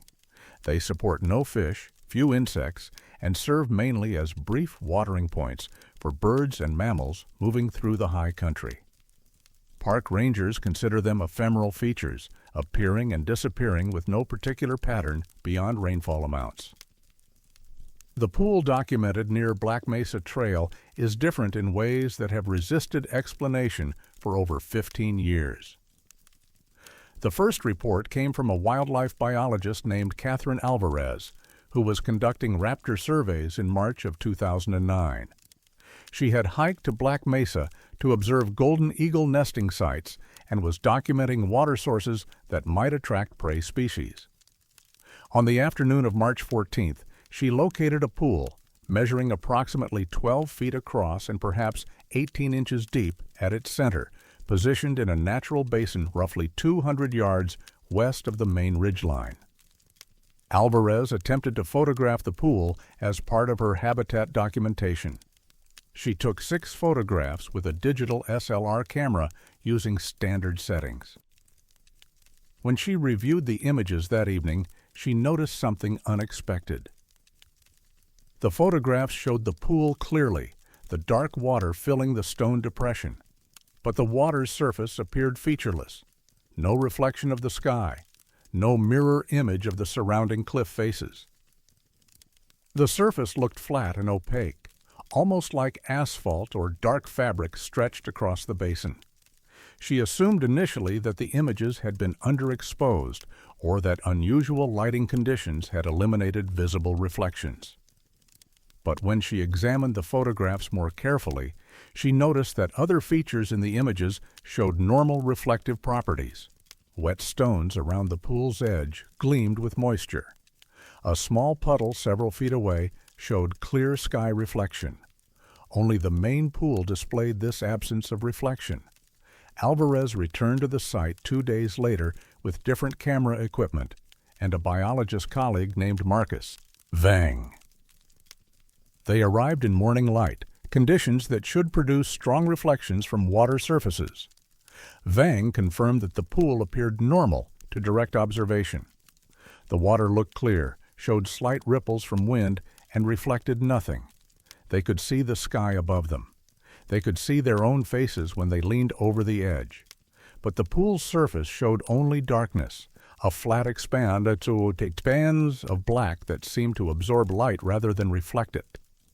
Vang took video footage showing him moving his hand across the field of view while the water remained unchanging. Alvarez photographed the pool from multiple angles and at different times of day. All images showed the same result. The water registered as a dark, reflectionless surface, regardless of lighting conditions, camera settings, or perspective. They collected a water sample in a clean plastic bottle and marked the location with GPS coordinates. The sample appeared clear in the bottle, indistinguishable from any other water. They noted that the pool's depth, temperature, and apparent clarity all seemed normal. Only its behavior with light was anomalous. Alvarez submitted her photographs and observations to the Arizona Game and Fish Department as part of her survey report. She included the water sample and requested it be sent for analysis to determine if unusual chemical composition might explain the optical properties. The sample was logged and forwarded to a contract laboratory in Tucson for standard water quality testing. The laboratory results, returned in April of 2009, indicated the sample was potable water with mineral content consistent with treated municipal water. The report noted chlorine residue and fluoride levels typical of public water systems. The technician who conducted the analysis noted in the comment section that the sample appeared to be tap water, possibly from Tucson or Phoenix based on the mineral profile. It showed no characteristics consistent with natural mountain spring water or seasonal runoff. Alvarez contacted the laboratory to confirm there had been no sample mix-up. The lab verified they had tested the bottle she submitted, identified by the case number and her initials on the label. They could not explain why a sample collected from a remote mountain pool would test as chlorinated municipal water. In May of 2009, Alvarez and Vang returned to the site with additional equipment, including a portable water quality test kit, a thermometer, and a waterproof camera. The pool was still present, though slightly smaller due to evaporation. They conducted field tests showing the water had a pH of 7.2 and contained dissolved minerals consistent with granite and volcanic rock. It did not smell or taste of chlorine. It behaved chemically like natural mountain water.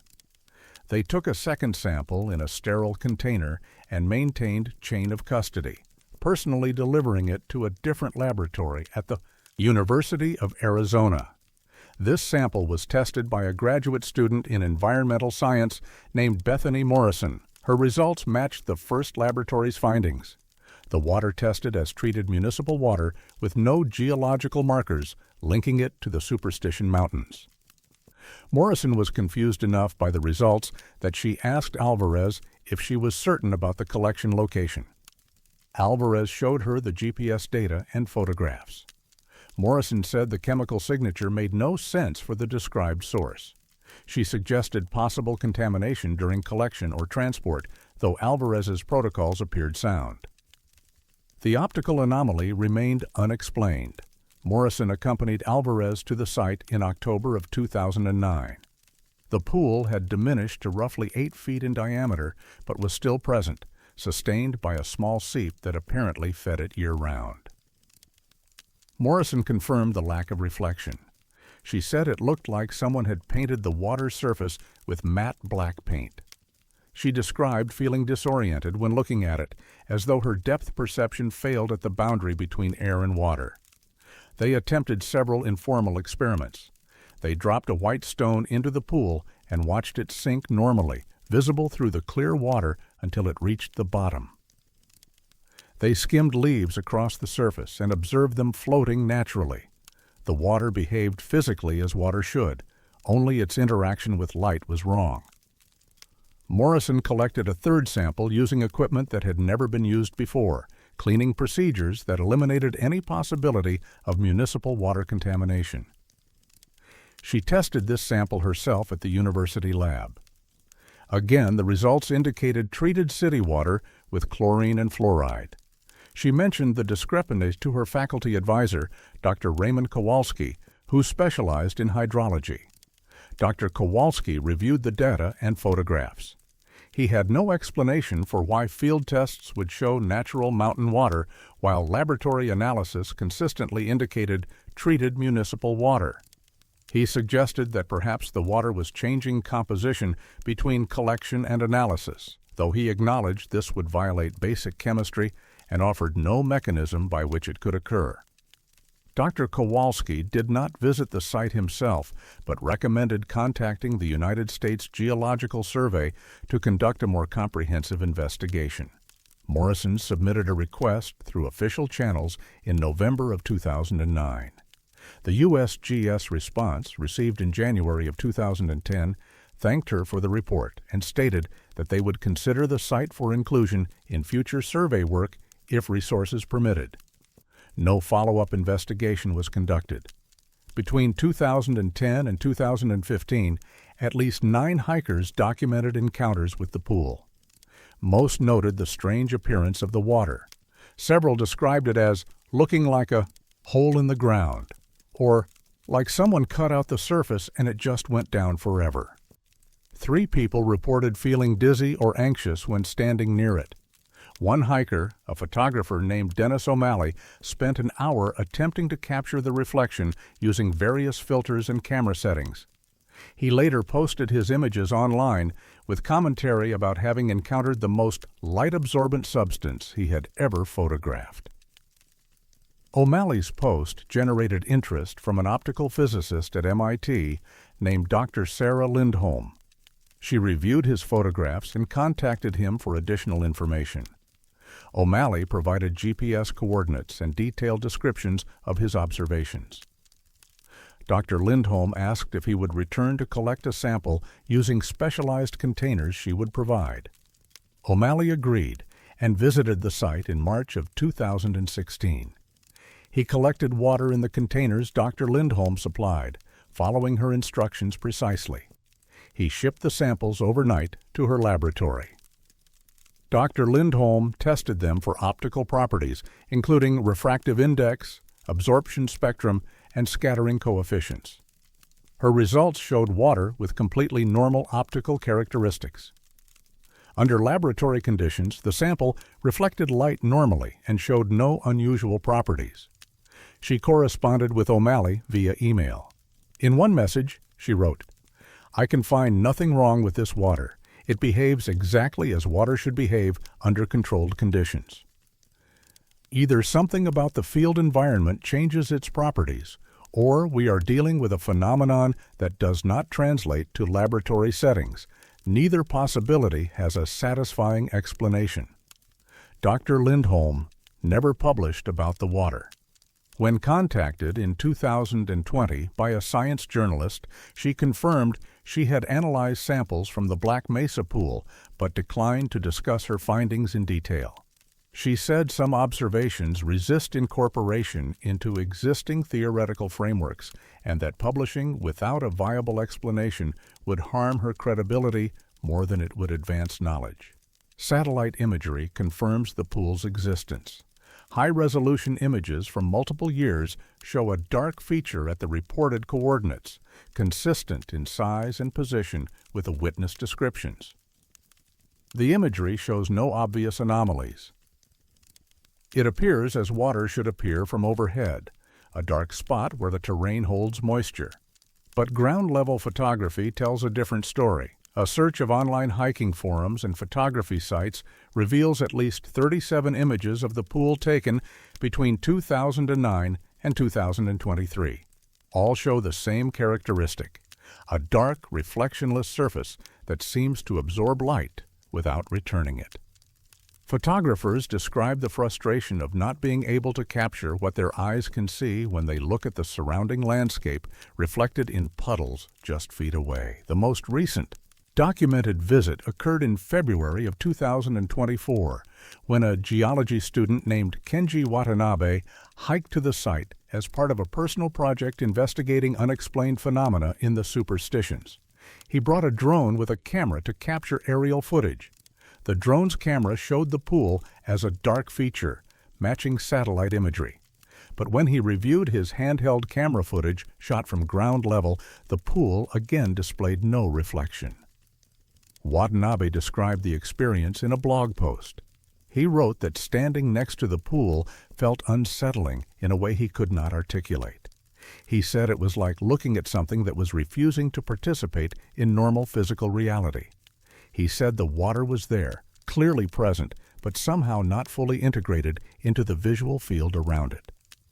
The pool remains accessible to anyone willing to make the difficult hike. No official warnings mark the trail. No signs indicate anything unusual about the water.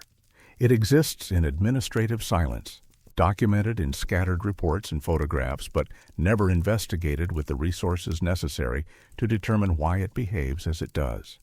And twice a year, when snowmelt feeds the seep, the pool fills again, its surface flat and dark, and stubbornly refusing to show the sky that arcs above it or the faces of those who bend close to look.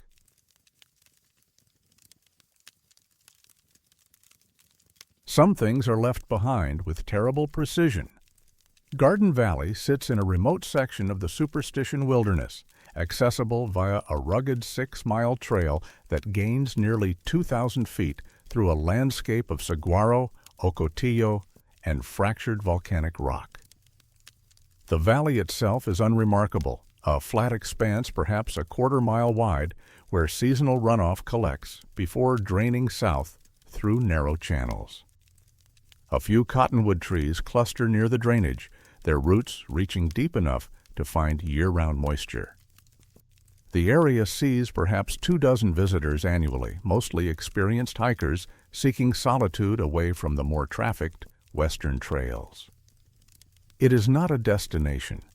It is simply a place that exists between other places, quiet and largely forgotten except by those who navigate by topographic maps and GPS coordinates. The valley's isolation means that anything out of place tends to remain undisturbed for extended periods. A cairn built by a hiker might stand for years. A piece of dropped equipment could weather through multiple seasons before another person passes close enough to notice.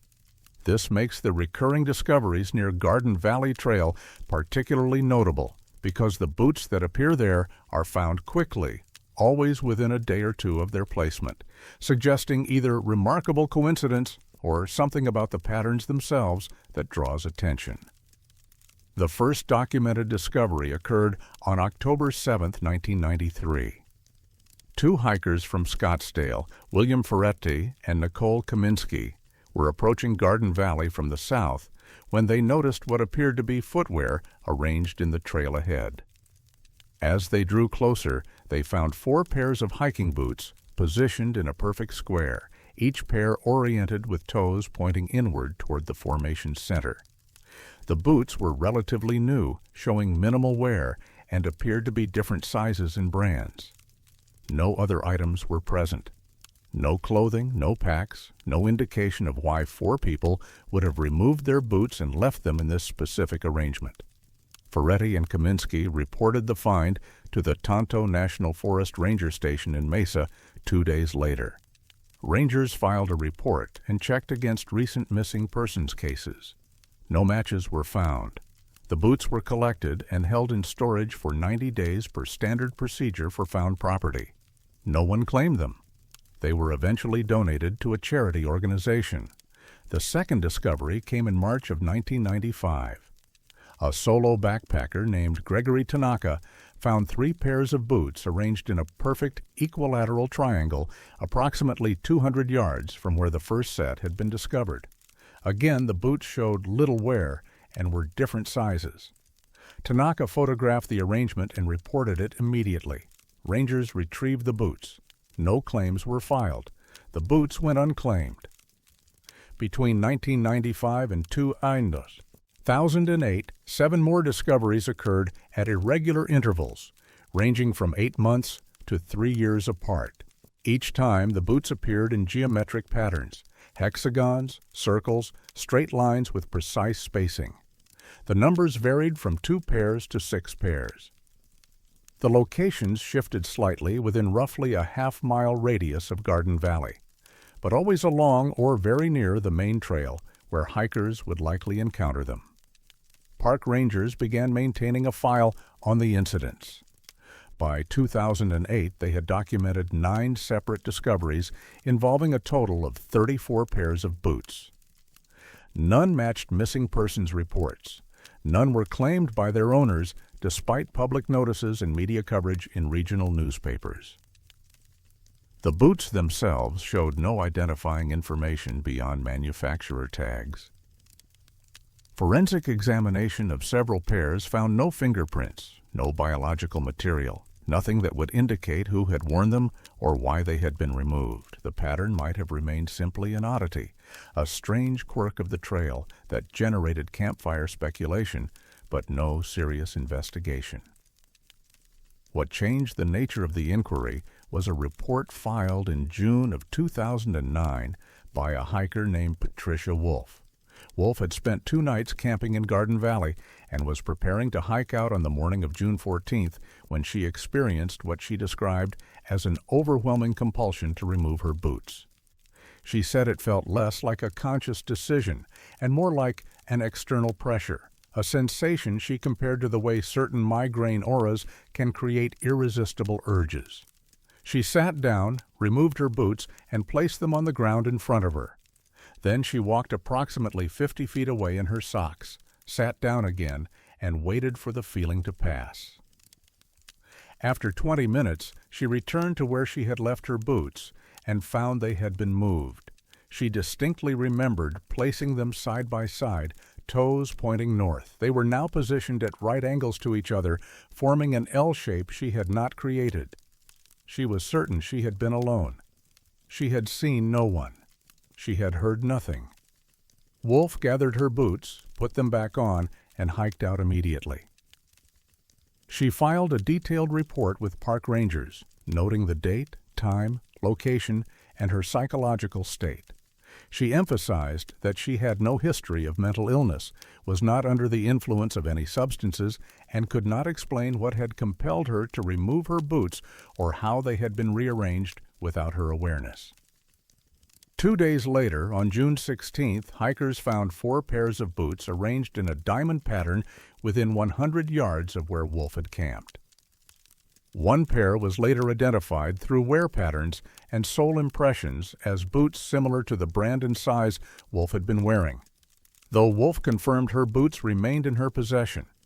This correlation between the compulsion to remove boots and subsequent discoveries became a focus of investigation. Rangers began asking finders whether they had experienced any unusual urges or sensations prior to discovering the arranged boots. Over the following years, 3 additional people reported feeling compelled to remove their footwear while hiking near Garden Valley. In 2 cases, boot arrangements were discovered within 48 hours along the same stretch of trail. The most detailed account came from a clinical psychologist named Dr. Marcus Yamamoto, who was hiking the area in April of 2013. Dr. Yamamoto documented his experience in a personal journal that he later shared with researchers. He described feeling a progressive sense of discomfort in his feet, not pain, but a sensation he characterized as wrongness, as though his boots no longer fit correctly despite having worn them comfortably for hours. The feeling intensified over approximately 15 minutes until he felt he had no choice but to remove them. He did so, experiencing immediate relief. He then felt an urge to arrange the boots in a specific way, which he described as geometric and purposeful, though he could not articulate the purpose. Dr. Yamamoto resisted this secondary urge. He put his boots back on and continued hiking. He reported feeling anxious and unsettled for the remainder of the day. When he returned home, he researched the area and discovered the history of boot discoveries. He contacted Tonto National Forest officials and provided a detailed, written statement about his experience. His account prompted a request for psychological assessment of other witnesses. Dr. Yamamoto volunteered to conduct interviews. He spoke with 5 people who had reported either finding boots or experiencing the compulsion to remove them. His informal findings, shared with park officials but never formally published, suggested that those who experienced the compulsion described remarkably similar sensations despite having no contact with each other and no prior knowledge of the phenomenon. He noted that the compulsion appeared to be location-specific, occurring only within a defined area near Garden Valley, and that it did not correlate with any identifiable environmental factors such as air pressure, temperature, or elevation. The National Park Service commissioned a survey of the area in 2014.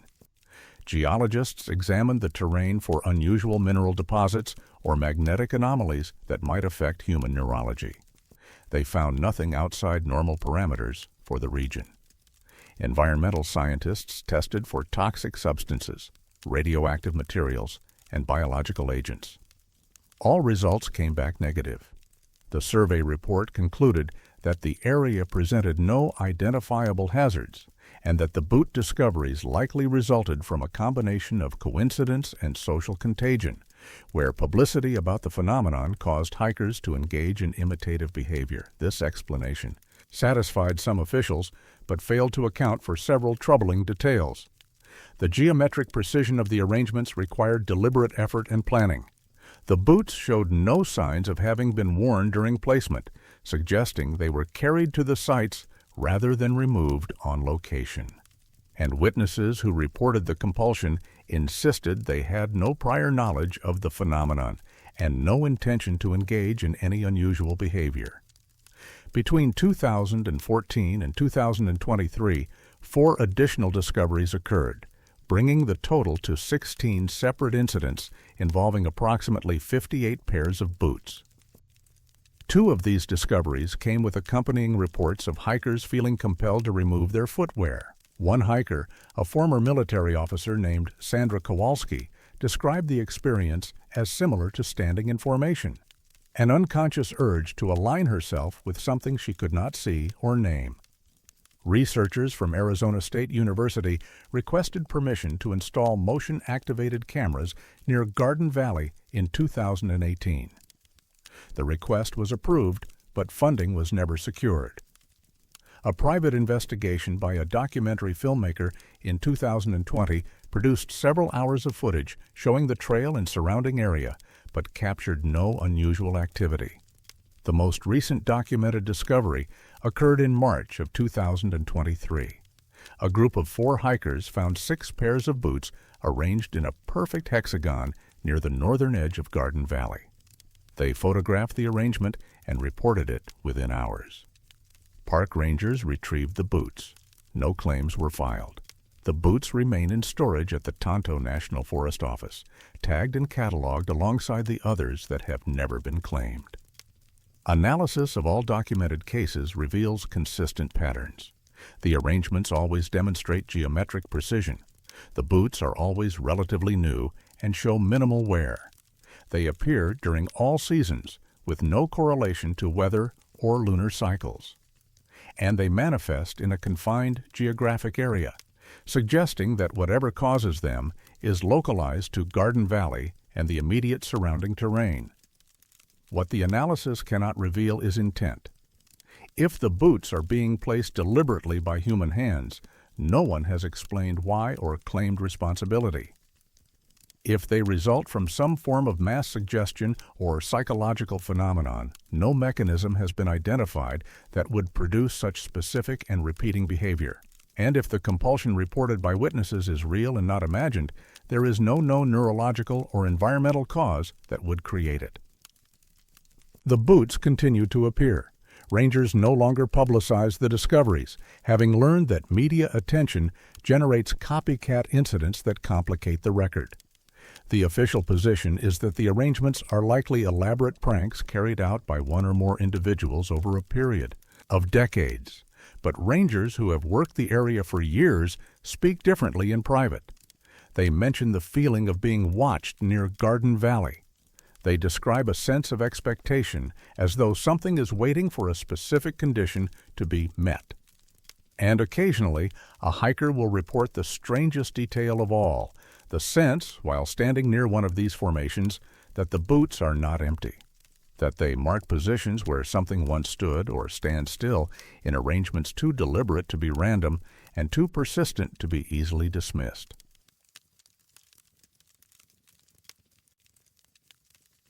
There are places cameras refuse to record.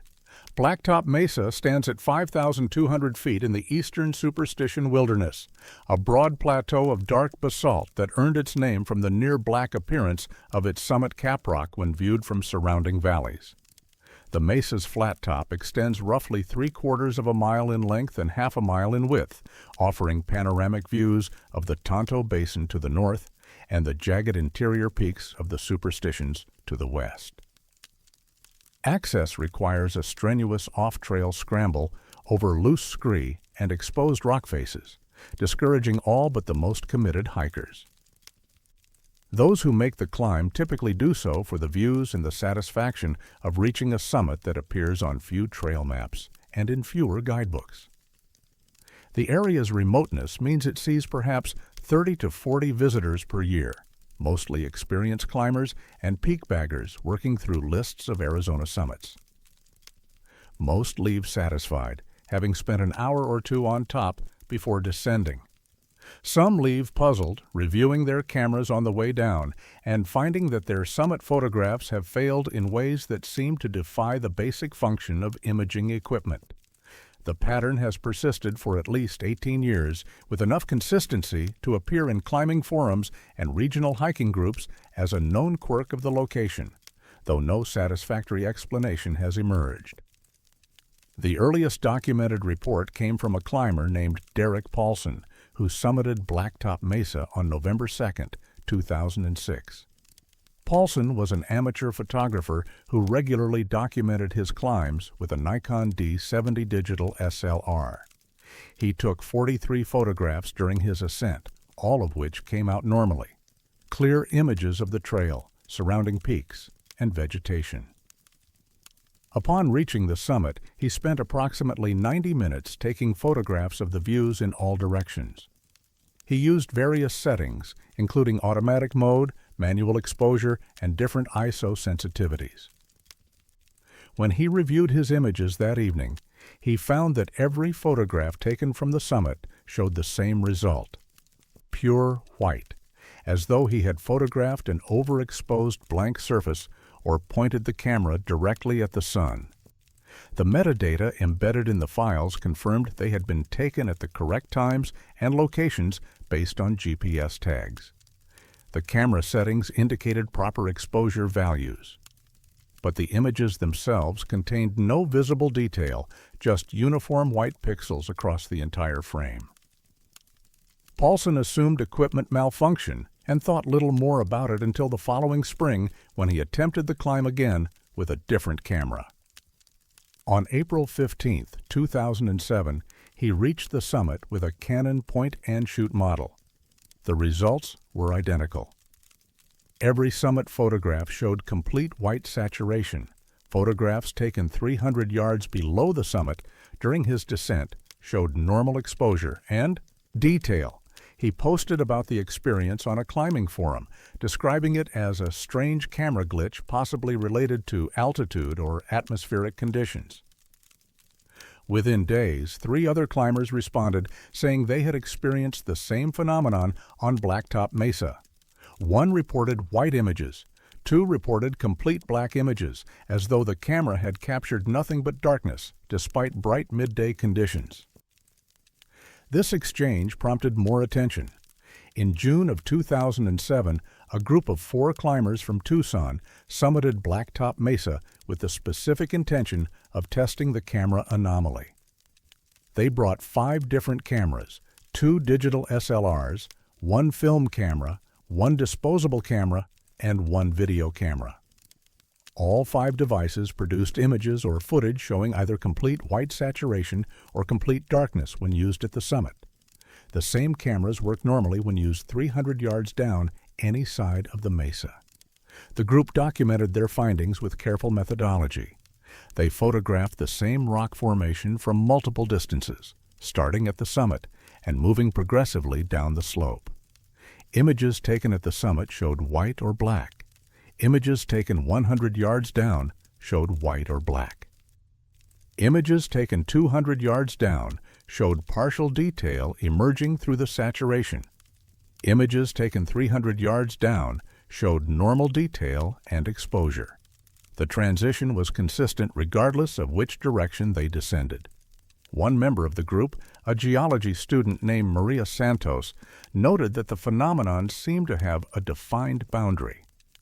She suggested it might be related to elevation, magnetic fields, or unusual rock composition affecting electronic equipment. But the film camera and disposable camera, which contained no electronic components, produced the same results when the film was developed, showing only blank white or solid black frames for summit images. The video camera footage was particularly unsettling. When reviewed, the footage showed normal recording during the ascent, then transitioned to white static as the camera operator approached the summit plateau. The audio continued normally. Voices could be heard discussing the view and pointing out landmarks. But the video showed nothing but white static for the entire duration they remained on the summit. As soon as they began descending and crossed the apparent boundary, visual recording resumed normally. Santos submitted a report to her geology professor at the University of Arizona, Dr. Raymond Takahashi, who specialized in volcanic geology and had studied the Superstition Mountains extensively. Dr. Takahashi was intrigued enough to organize an expedition to Blacktop Mesa in September of 2007. He brought 5 graduate students and equipment, including magnetometers, radiation detectors, and multiple camera systems. The team reached the summit mid-morning under clear conditions. They spent 4 hours conducting measurements and attempting to photograph the location from various positions and angles. Every camera produced the same result: unusable images showing either complete white or complete black. The magnetometers showed no unusual readings. Radiation levels were within normal background ranges. Air pressure and temperature were consistent with elevation and weather conditions. Dr. Takahashi attempted to photograph his own hand held at arm's length while standing at the summit. The resulting image showed white saturation with no visible trace of his hand or arm. He moved 50 yards down the northern slope and repeated the test. The image came out normally. He documented this in field notes, but expressed confusion about any mechanism that would prevent cameras from capturing images at a specific elevation, regardless of the imaging technology used. His team collected rock samples from the summit and had them analyzed for unusual mineral content or electromagnetic properties. The analysis showed typical basalt composition with no anomalous characteristics. A follow-up expedition in November of 2007, using infrared cameras and thermal imaging equipment, produced the same results. Normal function everywhere except the summit plateau, where all imaging devices failed to capture recognizable images. Dr. Takahashi drafted a paper describing the phenomenon, but never submitted it for publication. In an email to a colleague in 2008, he wrote, "I can document that cameras do not function properly at this location. I cannot explain why. Without a mechanism, I have only an observation, and observations without explanations tend to damage academic credibility rather than enhance it." Between 2008 and 2015, at least 27 documented attempts were made to photograph Blacktop Mesa's summit using various technologies. Film cameras, digital cameras, video cameras, smartphone cameras, thermal imagers, and even a pinhole camera, constructed specifically for the purpose, all produced unusable results when operated at the summit. The same devices functioned normally at all other locations in the Superstition wilderness. A photography forum dedicated to unusual imaging phenomena accumulated a thread spanning over 140 posts discussing Blacktop Mesa. Contributors shared their failed images, debated possible explanations, and organized group expeditions to test various theories. One theory proposed that unusual quartz concentrations in the basalt created optical interference. Testing showed normal quartz levels. Another theory suggested electromagnetic fields from underground mineral deposits. Measurements showed no anomalous fields. A third theory proposed that the location was subject to unusual atmospheric conditions that scattered light in ways that defeated imaging systems. Atmospheric testing during multiple visits showed nothing abnormal. The most elaborate test occurred in March of 2016 when a team of optical engineers from a Phoenix-based aerospace company visited the site as a personal project. They brought laboratory-grade imaging equipment and conducted extensive tests over 2 days. Their findings confirmed all previous reports. They could measure light intensity, wavelength distribution, and atmospheric clarity. All measurements indicated normal conditions suitable for photography, but every attempt to capture an image produced white saturation or complete darkness. One engineer, whose name was not disclosed in forum posts, reportedly said the results suggested that the problem was not with the cameras, but with the location itself. He compared it to trying to photograph something that was actively rejecting observation. Though he acknowledged this description had no basis in physics and was more metaphorical than explanatory. In 2018, a science journalist named Patricia Morales visited Blacktop Mesa while researching unexplained phenomena in Arizona wilderness areas. She brought 3 cameras and spent 6 hours on the summit attempting to capture usable images. All attempts failed. She later wrote an article for a regional magazine describing the experience. In it, she noted that the inability to photograph the summit created a strange psychological effect. She wrote, "Standing in one of the most visually spectacular locations I have ever visited, surrounded by 360-degree views that beg to be documented, and being completely unable to capture any of it, creates a sense of frustration that borders on existential. It is as though the place is insisting on existing only in memory, refusing to be fixed in any permanent record." The article generated renewed interest and prompted several more expeditions. None succeeded in producing summit photographs. Some climbers reported that the experience of being unable to photograph the location made them question their own memories of what they had seen.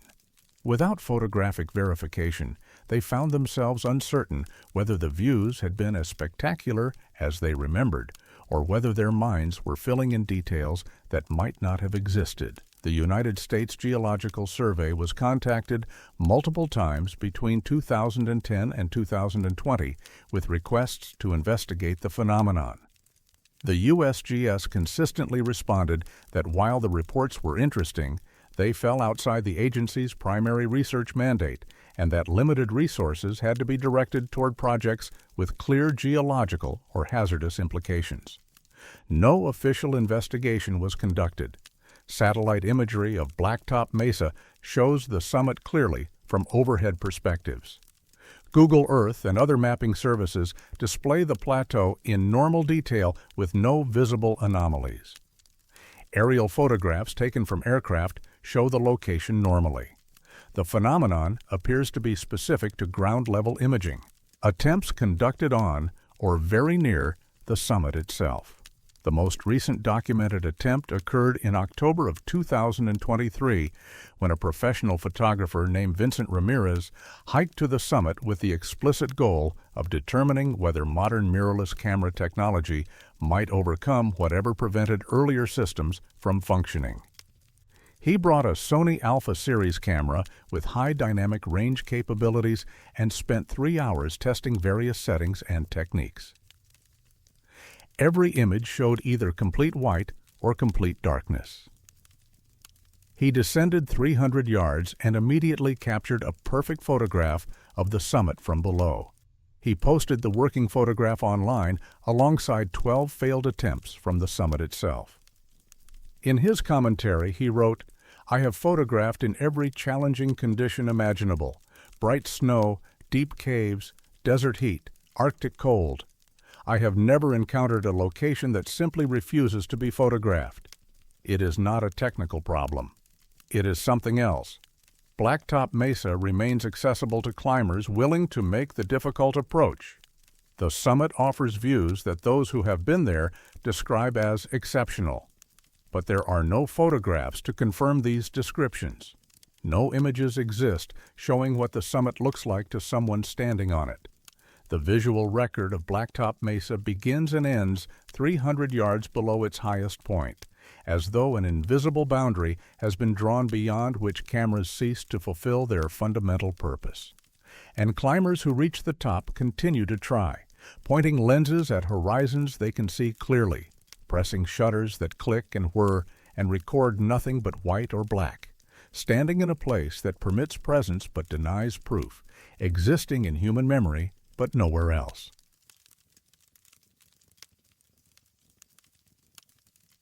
Some minutes happen more than once.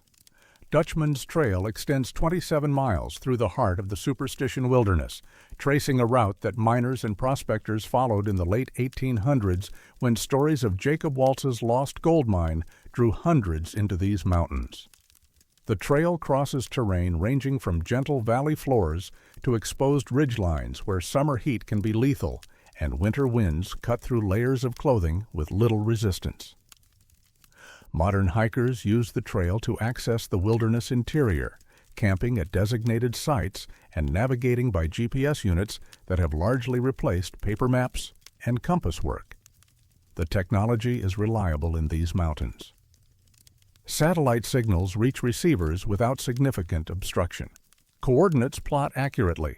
Timestamps synchronize with atomic clocks through orbital systems designed to be infallible. The trail sees moderate use, perhaps 3,000 hikers annually, concentrated in the cooler months between October and April. Most complete day hikes or overnight trips without incident. Their GPS tracks upload to fitness apps and mapping software, creating digital records of their routes, speeds, and the precise moments when they occupied specific locations. These records are detailed enough that researchers can study hiking patterns, estimate trail times, and identify dangerous sections where accidents occur. The data is considered trustworthy, until it shows the impossible. The first documented anomaly appeared in March of 2012. A hiker named Brandon Kowalski was conducting a solo through hike of Dutchman's Trail, starting from the Peralta trailhead and planning to exit at first water. He carried a Garmin GPS unit set to record his track continuously. When he uploaded his data that evening, he noticed something unusual in the log file. At 3:17 p.m., his GPS had recorded him at coordinates 33.413 degrees north, 111.328 degrees west. 1 minute later, at 3:18 p.m., he was recorded at 33.415 degrees north, 111.331 degrees west. This was normal, but then, embedded in the data file, was a second entry also stamped 3:17 p.m., showing him at coordinates 33.414 degrees north, 111.329 degrees west. The duplicate timestamp indicated he had been in two different locations at exactly 3:17 p.m., approximately 100 yards apart. Kowalski assumed a GPS glitch. He noted it in his hiking journal, but did not investigate further. 6 months later, in September of 2012, another hiker posted to an online forum about a similar experience on Dutchman's Trail. Her GPS log showed duplicate timestamps at 3:17 p.m., with coordinates indicating she had occupied two positions simultaneously. She asked if others had encountered this bug. Within 2 weeks, 4 more people responded affirmatively. All reported duplicate timestamps on Dutchman's Trail. All occurred at 3:17 p.m. None occurred at any other time of day. The coordinates varied based on where each hiker had been when the duplication occurred, but the time was always identical, 3:17 p.m. This consistency prompted a more systematic review. A data analyst named Jessica Nordstrom, who hiked the Superstitions regularly and maintained a database of GPS tracks from various trails, searched through files she had collected over 3 years. She found 19 instances of duplicate timestamps at 3:17 p.m. on Dutchman's Trail. 18 showed the hiker at 2 different locations. One showed 3 different locations within the same minute, as though the person had been simultaneously in 3 places along the trail. Nordstrom contacted Garmin technical support to report a potential firmware issue. The company responded that duplicate timestamps would indicate either user error in setting the device clock, corruption of the log file during download, or momentary loss of satellite signal causing the unit to record cached data from different times. They offered to analyze specific files if she would send them. She sent 3 examples. Garmin's analysis confirmed the files were not corrupted and showed no evidence of satellite signal loss. The timestamps were embedded correctly according to the GPS unit's internal protocols. The company could not explain why the same time appeared twice with different coordinates, but suggested the issue might involve interaction between GPS satellites and local topography, creating timing errors, though they acknowledged this was speculative and did not fit any known failure mode. In April of 2013, Nordstrom organized a field test. She recruited 8 hikers to walk Dutchman's Trail on the same day, all carrying GPS units from different manufacturers, Garmin, Magellan, Suunto, and smartphone apps using built-in GPS receivers. The goal was to determine if the phenomenon was device-specific or location-specific. All 8 hikers were on the trail between 2 p.m. and 5 p.m. on April 7, 2013.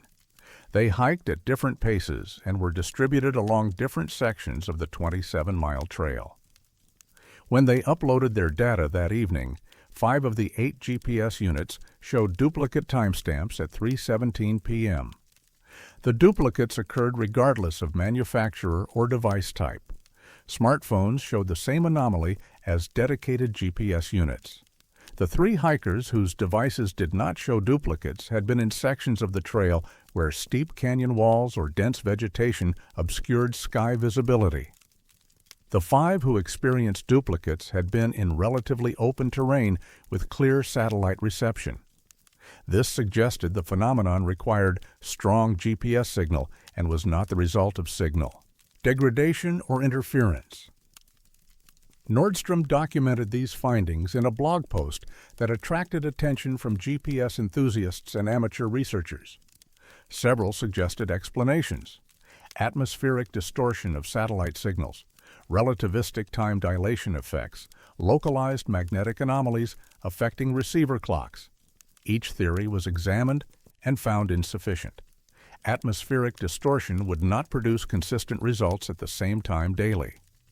Relativistic effects were far too small to create measurable timestamp differences.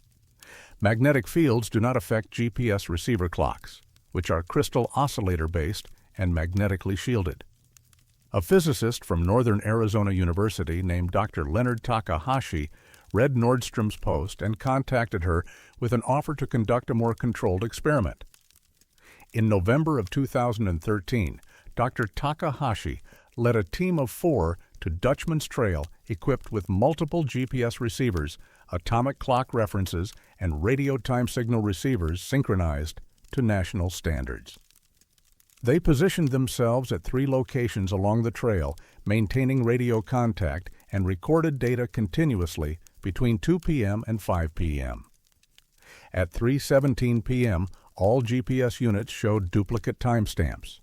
The atomic clock references showed no duplication. Radio time signals remained synchronized.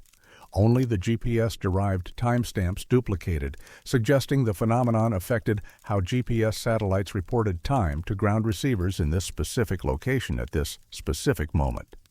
Dr. Takahashi attempted to publish these findings in a technical journal. The paper was rejected. Reviewers noted that GPS timestamp errors would indicate fundamental problems with satellite systems that would affect global operations, not just one trail in Arizona. They suggested equipment calibration errors or misinterpretation of data. Dr. Takahashi could not overcome these objections. The paper remains unpublished. Between 2014 and 2022, Nordstrom collected over 130 GPS tracks from Dutchman's Trail, showing duplicate timestamps at 3:17 p.m. The phenomenon appeared to be consistent across years, seasons, and weather conditions. It occurred in summer and winter.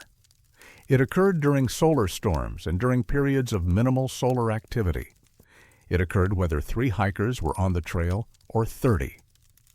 The duplicates were not always simple 2-position events. Some logs showed 3 or 4 coordinate sets stamped 3:17 p.m., indicating the GPS receiver believed the user occupied multiple positions simultaneously. In one extreme case from May of 2018, a hiker's GPS showed 7 different coordinate sets within the 3:17 minute, scattered across nearly a mile of trail. The hiker, a software engineer named Derek Yamamoto, verified his device was functioning correctly before and after that minute. During the duplicate minute itself, the GPS appeared to record his position at multiple points he could not have physically reached in 60 seconds.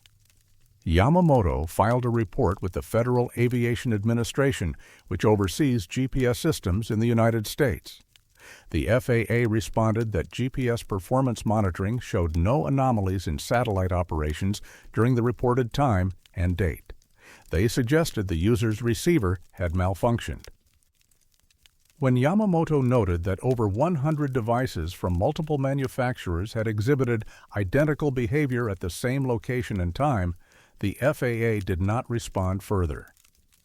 In 2020, a graduate student in geophysics named Aisha Patel wrote her thesis on temporal anomalies in wilderness GPS data. She analyzed Nordstrom's database and confirmed statistical significance far beyond chance. She calculated that the probability of duplicate timestamps occurring at 3:17 p.m. on Dutchman's Trail by random device error was less than 1 in 10 billion. She proposed that the trail passed through a region where something interfered with GPS satellite signals in ways that specifically affected time encoding. Patel's thesis committee accepted her work but recommended she remove speculative sections suggesting the interference might originate from ground-based rather than atmospheric sources. She complied. The final version of her thesis describes the phenomenon without proposing mechanisms. She graduated and moved to private sector work. She has not published further on the topic. The most detailed documentation came in March of 2023 when a documentary filmmaker named Vincent Ramirez hiked Dutchman's Trail with equipment designed to record GPS data at sub-second resolution. His system logged coordinates and timestamps 10 times per second rather than once per minute, as standard GPS units do. Between 3:17 p.m. and 3:18 p.m., his log showed something that standard resolution devices would have missed. The timestamp did not simply duplicate, it repeated in a loop. His GPS recorded 3:17 p.m. and 0 seconds, then 3:17 p.m. and 1 second, continuing to 3:17 p.m. and 59 seconds. Then, instead of advancing to 3:18 p.m., the timestamp returned to 3:17 p.m. and 0 seconds and repeated the entire minute before finally advancing to 3:18 p.m. During this repeated minute, his coordinates changed normally, showing him walking forward along the trail. But the time reset halfway through, creating a record that showed him walking through the same 60-second period twice, occupying different physical locations during each iteration of that minute. Ramirez shared his data with timing specialists and GPS engineers. None could explain how a GPS receiver synchronized to atomic clocks aboard satellites could record a minute twice. The satellites themselves maintain timing accuracy to within nanoseconds. Ground. Receivers should reflect that accuracy. A repeated minute implies either that the satellites broadcast incorrect time during that period, which global monitoring systems show did not happen, or that something local to Dutchman's Trail caused receivers to process time signals incorrectly in a way that produced consistent, reproducible errors. No further investigation has been conducted by government agencies. The GPS system continues to operate globally without reported timing issues, except in this location at this specific time. Hikers still walk Dutchman's Trail daily. Those who check their GPS logs carefully still find duplicate timestamps at 3:17 p.m. Those who do not check remain unaware that for 1 minute each afternoon, according to their tracking devices, they exist in two places at once, or walk through the same minute twice, or occupy positions they could not have reached in the time their receivers claim has elapsed. And every day at 3:17 p.m., something about the way time is recorded along that 27-mile trail fails in a way that should not be possible, creating data that insists a minute happened more than once, leaving digital evidence of an hour that repeats but no explanation for why the repetition occurs only there, only then, and only to those carrying devices designed to tell them precisely where and when they are.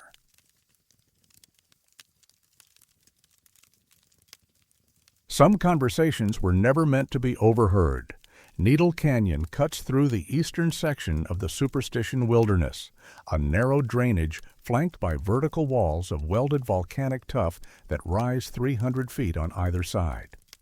The canyon floor is barely wide enough for a tent, littered with river stones smoothed by flash floods that roar through during monsoon season, but leave the canyon bone dry for 9 months of the year.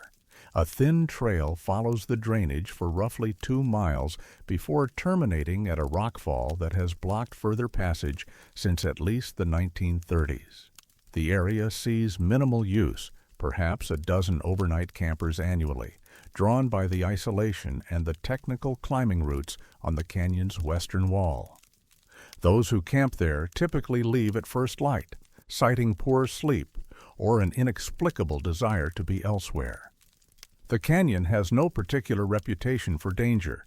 No significant accidents appear in ranger logs. No disappearances are associated with the location.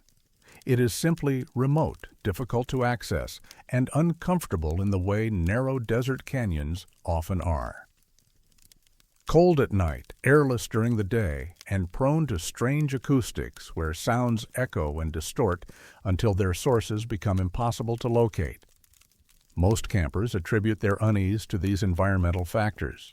Some, however, bring audio recorders and document something that environmental factors cannot explain.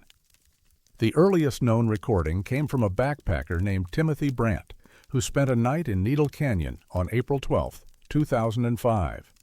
Brandt was an audio engineer by profession and habitually recorded ambient sound at his campsites for use in music production. He set up a digital recorder near his tent before going to sleep, intending to capture wind, insects, and other natural sounds. When he reviewed the recording the following day, he found something unexpected beginning at 2:33 a.m. For 9 minutes and 40 seconds, the audio captured what sounded like 2 or possibly 3 voices engaged in conversation.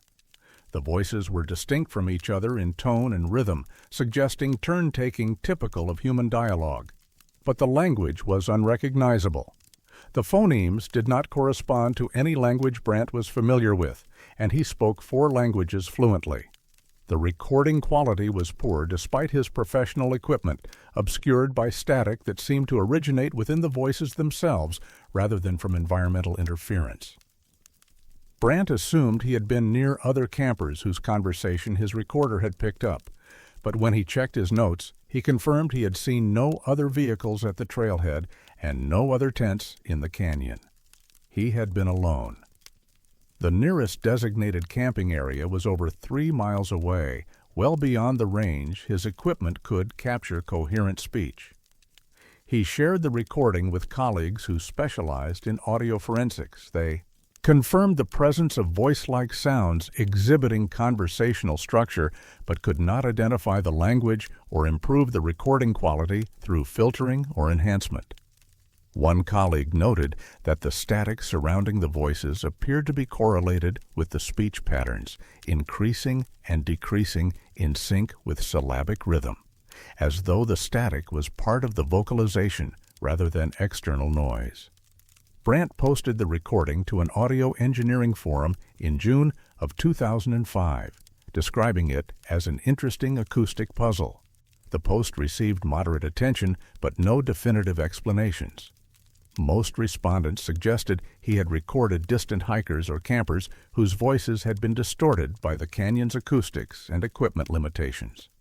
The incident might have been forgotten if not for a second recording made in October of 2006 by a different camper in the same location.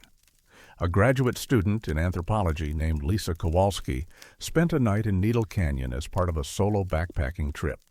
She carried a small voice recorder to document her thoughts and observations.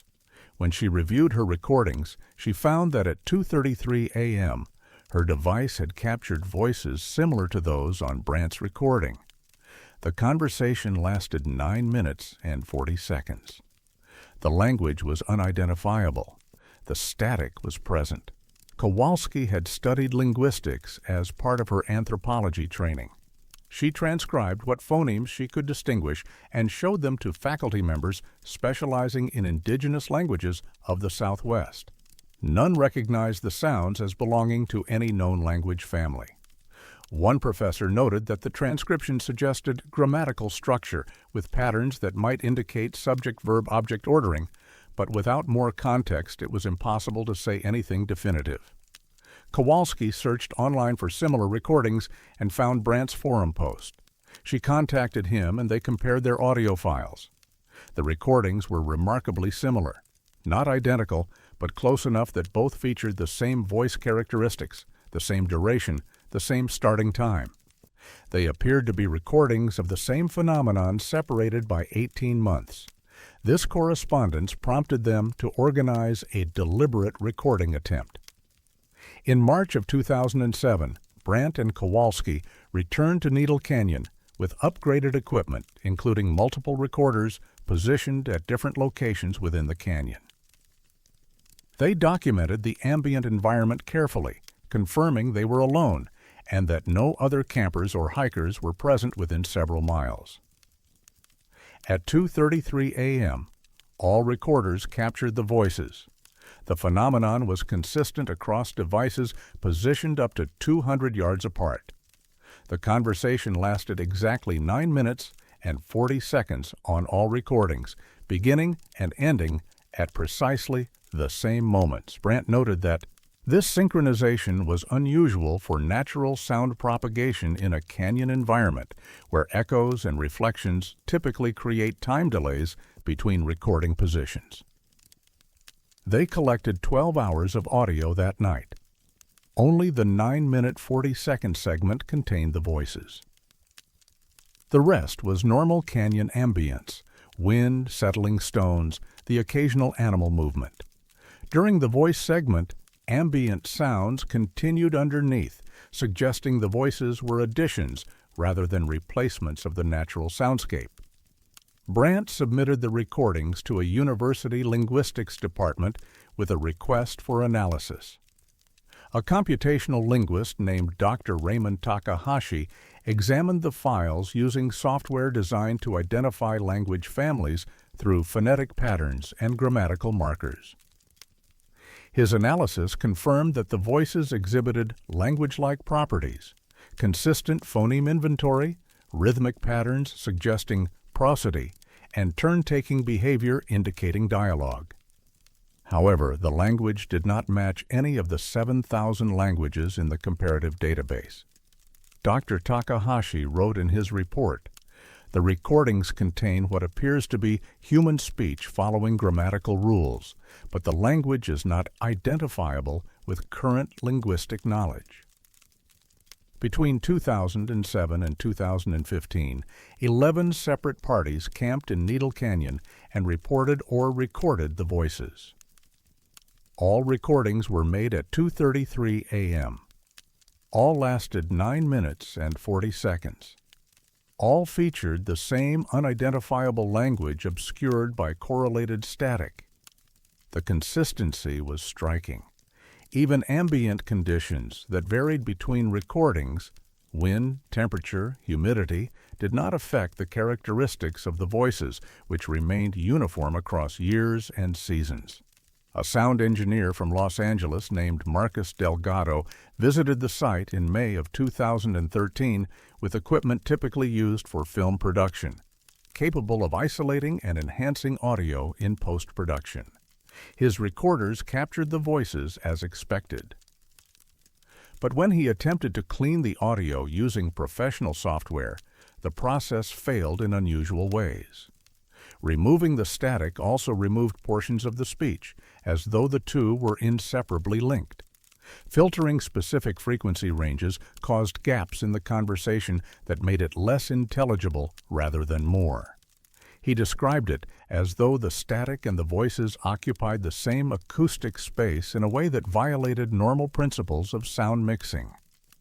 Delgado's report attracted attention from a physicist at Caltech named Dr. Elizabeth Santos, who specialized in acoustics and wave phenomena. She reviewed the recordings and noted anomalies in the waveform structures. The voices showed harmonic patterns that did not match typical human vocal production. Specifically, the harmonic spacing suggested vocal tract dimensions inconsistent with human anatomy, either significantly larger or significantly smaller than physiological norms. She could not determine which without clearer recordings, which no one had been able to produce. Dr. Santos visited Needle Canyon in November of 2014 with acoustic measurement equipment, including microphone arrays and spectrum analyzers. She recorded the voices and conducted real-time analysis. Her measurements confirmed the anomalous harmonic structure.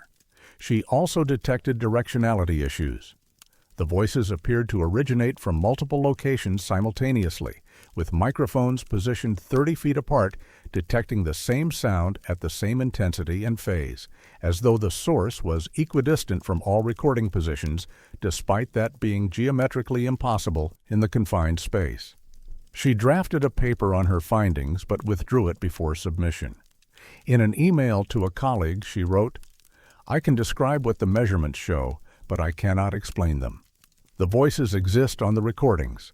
They exhibit properties that should not be possible for sound propagating through air in a confined space. I am not comfortable publishing observations that contradict fundamental acoustics without a mechanism to explain the contradiction." The phenomenon continued.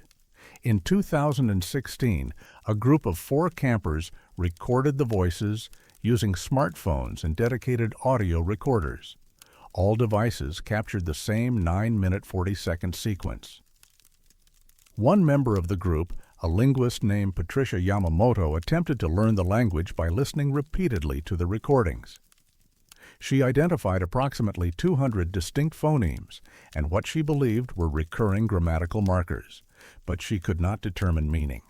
The language appeared complex, possibly tonal, with grammatical features that did not align with any language family she had studied. Yamamoto reached out to specialists in constructed languages and cryptolinguistics, researchers who work with invented languages and encrypted communications. None could decode the recordings. One specialist noted that if the audio was a constructed language, it demonstrated sophistication beyond most fictional languages, with internal consistency suggesting either native speakers or extremely skilled creators. But he could not determine which. In 2018, the recordings were featured in a podcast about unexplained audio phenomena. The episode attracted significant attention and prompted several amateur investigators to visit Needle Canyon. 3 separate groups recorded the voices during the spring and summer of that year. The recordings matched previous documentation. The phenomenon appeared immune to the increased attention, continuing without variation, regardless of how many people were listening. The United States Forest Service was contacted multiple times with requests to investigate or at least acknowledge the phenomenon. The agency response, consistent across multiple inquiries, stated that they had no reports of unusual activity in Needle Canyon and that audio recordings of ambiguous content did not fall within their jurisdiction to investigate. They suggested that campers experiencing concern should contact local law enforcement, though no crimes had been committed and no safety issues had been identified. A journalist named Vincent Ramirez spent 3 nights in Needle Canyon in October of 2020, recording the voices each night and documenting the experience for an article. He described the psychological effect of waiting in darkness for 2:33 a.m., knowing that voices would begin speaking in a language no one could understand. He wrote that the experience was less frightening than disorienting, creating a sense that the canyon was occupied by something that refused to be fully present or fully absent. The most recent recording was made in March of 2024 by a documentary filmmaker named Kenji Watanabe. His equipment was the most sophisticated yet used at the site, including high-resolution recorders and AI-assisted analysis software. The voices appeared as expected. The AI analysis identified linguistic structure but could not match the language to any known system. The recording quality remained poor despite the advanced equipment, with static inseparable from the speech. Watanabe's AI software did identify one new detail. The conversation appeared to follow a script. Analysis of 11 different recordings made over 17 years showed that the phonetic sequences were nearly identical across all instances, with variations only in the static overlay. The voices were not improvising. They were repeating the same 9-minute 40-second exchange year after year, night after night, at exactly 2:33 a.m. What they are saying remains unknown. Who is speaking remains unknown. Why the conversation repeats remains unknown. The recordings accumulate in digital archives and private collections, documentation of something that speaks but cannot be understood, something that maintains the form of dialogue without ever revealing its content. And every night in Needle Canyon, if anyone is there to record it, at 2:33 a.m., the voices begin again, speaking in sequence, following a script written in no known language, filling 9 minutes and 40 seconds with sounds that resemble speech but refuse translation, existing in the space between meaning and noise, conversation and static, presence and absence.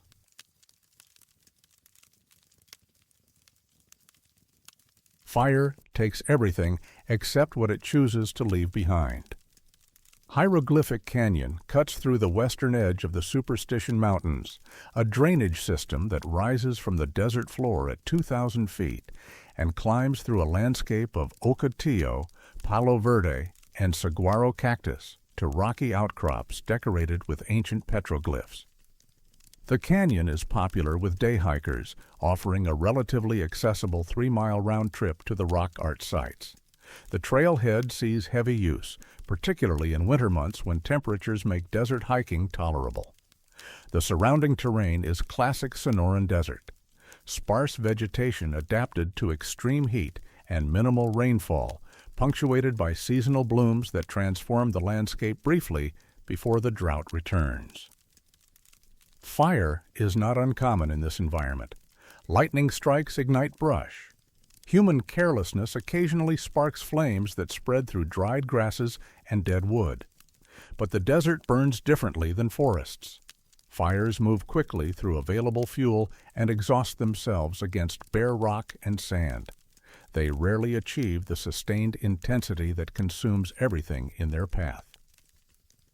When such fires do occur, they leave clear evidence: blackened earth, skeletal remains of vegetation, and ash distributed in patterns that fire. Investigators can read like maps of how the flames moved and where they burned hottest. The Woodbury Fire of 2019 was one of the largest wildfires in Arizona history. Ignited by lightning on June 8th near the Roosevelt Lake area, it burned for over a month, consuming 123,000 acres before full containment was achieved in mid-July. The fire reached into the Superstition wilderness, threatening hiking trails and forcing evacuations of nearby communities. Hieroglyphic Canyon sat within the burn perimeter. Fire crews worked to protect the trailhead facilities, but could not stop flames from moving through the canyon itself. When the fire passed through on June 23rd, It consumed vegetation across a broad swath of the canyon's southern approach. Post-fire surveys documented extensive damage. Palo Verde trees reduced to ash, ocotillo stems burned to blackened stalks, saguaros that had stood for over a century toppled and charred. The fire burned hot enough in some areas to crack surface rock and leave scorch marks on cliff faces. Fire behavior specialists noted that wind conditions and dry fuel loads had created intense heat in localized zones where temperatures likely exceeded 1,000 degrees Fahrenheit. One of those zones passed directly over a cluster of 7 saguaro cacti, positioned approximately 400 yards south of the main petroglyph site. The area around these cacti showed clear evidence of extreme fire intensity. Every saguaro within a half-mile radius was destroyed. Palo Verde trees were reduced to ash. Ground cover vegetation vanished entirely, leaving bare soil. But the 7 cacti in the center of this destruction remained untouched. The first person to document this was a fire ecology researcher named Dr. Sandra Peterson, who was conducting post-burn assessments for the United States Forest Service in July of 2019. She was mapping fire severity zones when she encountered the cluster. From a distance, she assumed the cacti had been damaged, but remained standing, a common occurrence where fire moves quickly and doesn't fully consume larger plants. As she approached, she realized the cacti showed no damage at all, no char marks, no heat discoloration, no signs of thermal stress. The skin of the cacti was green and healthy. The spines were intact. The arms showed no wilting or collapse. They appeared exactly as they would have looked before the fire, standing in a circle of destruction that had erased everything else around them. Dr. Peterson photographed the scene extensively. Her images show the stark contrast: blackened earth, ash deposits several inches deep, and in the center, 7 saguaros that look as though they exist in a different season or a different landscape entirely. She measured the spacing between the cacti and found they formed a rough circle approximately 30 feet in diameter. She noted in her field report that the preservation was absolute, not partial, not lucky. Absolute. She collected soil samples from around the base of each saguaro. The samples showed ash content and heat alteration consistent with fire temperatures exceeding 900 degrees Fahrenheit. The cacti were rooted in soil that had been subjected to intense heat, yet the cacti themselves showed none of the cellular damage that should have resulted from such exposure. Dr. Peterson's report was filed with the Forest Service and forwarded to wildfire research teams studying the Woodbury fire. It was noted as an interesting anomaly, but did not prompt immediate investigation. Post-fire assessment priorities focused on erosion control, watershed protection, and forest regeneration. Isolated cases of vegetation survival, while unusual, were not considered urgent research questions. In August of 2019, a botanist from Arizona State University named Dr. Marcus Okonkwo read Dr. Peterson's report and requested permission to visit the site. He specialized in saguaro biology and was curious about what adaptation might allow these cacti to survive fire conditions that destroyed their neighbors. He visited the location on August 14th with 2 graduate students and equipment for thermal imaging, tissue sampling, and genetic analysis. Thermal imaging showed no temperature anomalies. The cacti were the same temperature as their surroundings, showing normal thermal signatures for living saguaros in afternoon heat. Tissue samples revealed healthy cellular structure with no evidence of heat stress, dehydration, or trauma. Genetic analysis compared DNA from the 7 surviving cacti to DNA from fragments of destroyed cacti collected nearby. The results showed they were genetically similar, likely part of the same population that had established itself in the canyon over the past 2 centuries. There was nothing unique about the survivors at a genetic level that would explain their resistance to fire. Dr. Okonkwo examined the ground around each cactus carefully. He found no evidence of fire breaks, no rocks or soil composition differences that might have created protective barriers. The fire had clearly burned right up to and around the cacti without affecting them. He said later in an interview that it looked as though someone had drawn a circle and told the fire it could not cross that line. He acknowledged this was unscientific language, but said it captured what the scene conveyed. One of his graduate students, a woman named Lisa Morales, suggested they examine the cacti for chemical differences that might indicate fire-resistant compounds in the skin. They conducted spectroscopic analysis of tissue samples looking for unusual concentrations of minerals or organic compounds. They found normal saguaro biochemistry. Water content was typical. Cell wall composition was typical. There was nothing in the chemical makeup of these cacti that differed from standard saguaro profiles.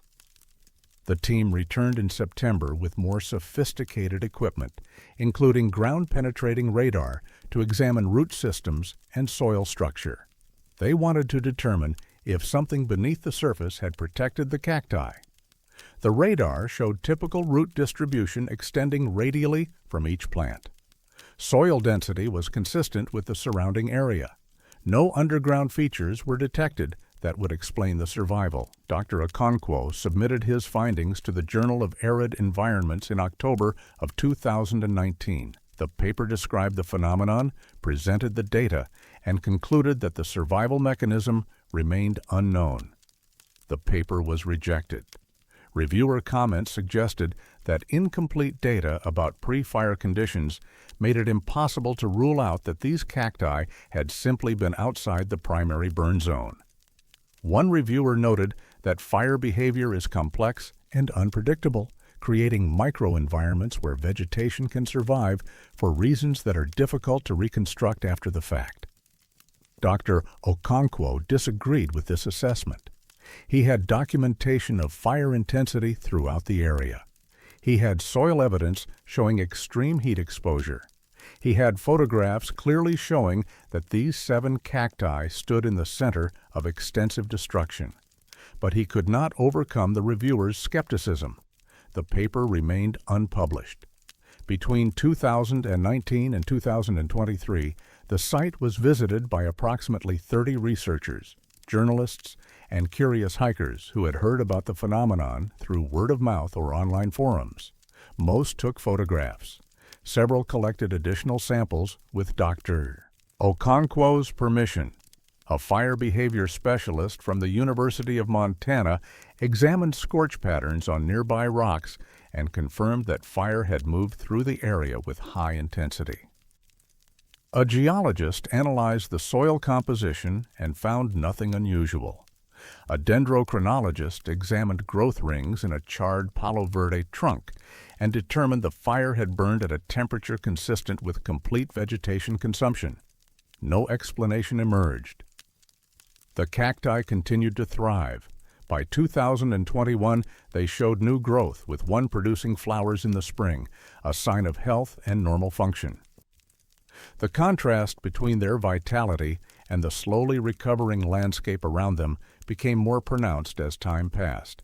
New vegetation established itself in the burn zone, but the recovery was patchy and slow, typical for desert environments following high-intensity fire.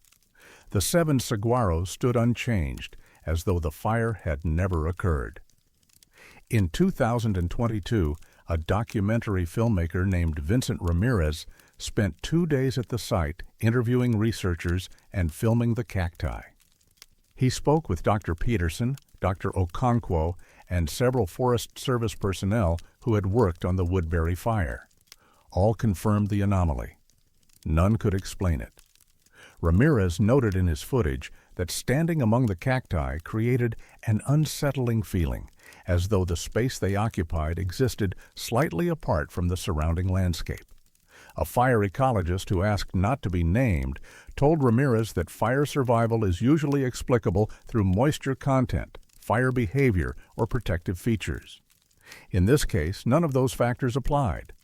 The ecologist said it was the only instance in his 20-year career where he had documented vegetation survival that appeared to violate basic principles of fire dynamics. The Forest Service conducted a follow-up survey in 2023 as part of long-term monitoring of the Woodbury fire burn area. The report noted the 7 saguaros and confirmed they remained healthy with no signs of delayed fire damage. The report included a section titled Anomalous Survival, but offered no explanation beyond stating that fire behavior in complex terrain can produce unexpected results. Attempts to secure funding for more extensive research have been unsuccessful. Grant's reviewers have consistently noted that while the phenomenon is interesting, the lack of a clear research question or testable hypothesis makes it difficult to justify significant resource allocation. Dr. Okonkwo has continued to visit the site annually, documenting the cacti's continued growth and the gradual recovery of surrounding vegetation. In his personal notes, he writes that the mystery has not diminished with time or repeated observation. If anything, it has deepened. There are now 3 years of growth rings post-fire in those 7 saguaros, 3 years of cellular division and photosynthesis occurring in plants that should have been destroyed. Each spring they produce flowers. Each summer they endure temperatures that regularly exceed 110 degrees. Each year they stand in the same positions they occupied when fire moved through and chose to pass around them. And the ground beneath them still holds ash from everything that burned, a permanent record of destruction that makes their survival not simply unusual, but impossible to reconcile with what is known about fire and life and the rules that govern which things endure and which things are consumed.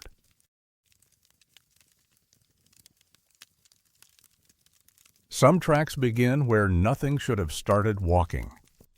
Siphon Draw Trail climbs the western face of the Superstition Mountains from Lost Dutchman State Park, ascending nearly 2,000 feet over 2.5 miles through terrain that transitions from desert scrub to rocky canyon walls.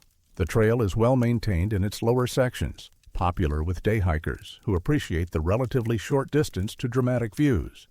The upper reaches become more challenging, requiring scrambling over boulders and navigating loose scree before reaching the narrow canyon that gives the trail its name. The substrate along much of the route consists of caliche, a cement-like layer of calcium carbonate that forms in desert soils over centuries of mineral deposition.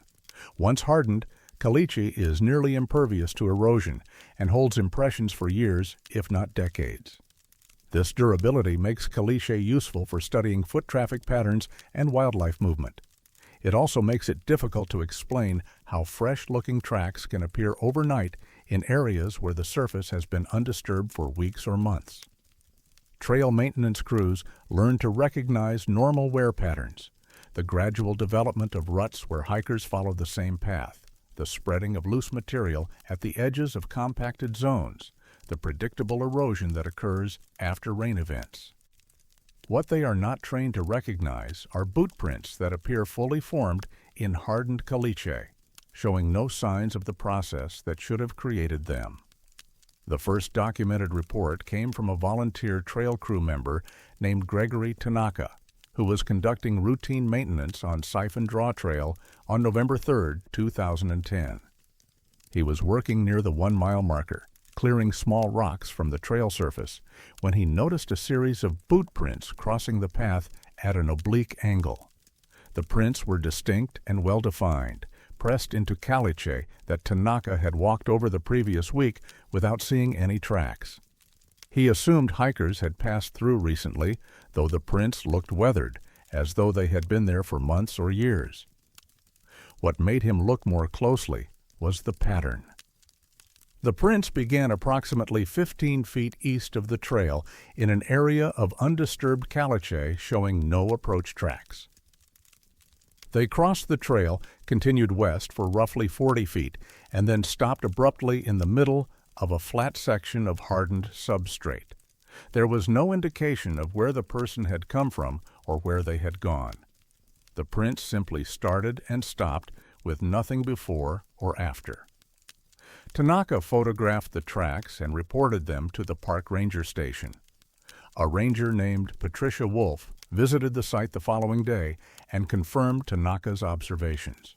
She measured the prints, size 10 or 11 boots, stride length approximately 30 inches, consistent with an adult male of average height walking at a normal pace. She counted 37 prints total from start to finish. She found no other disturbance in the surrounding caliche, no scuff marks, no partial prints, nothing to indicate how a person could have arrived at the starting point or departed from the ending point without leaving additional tracks.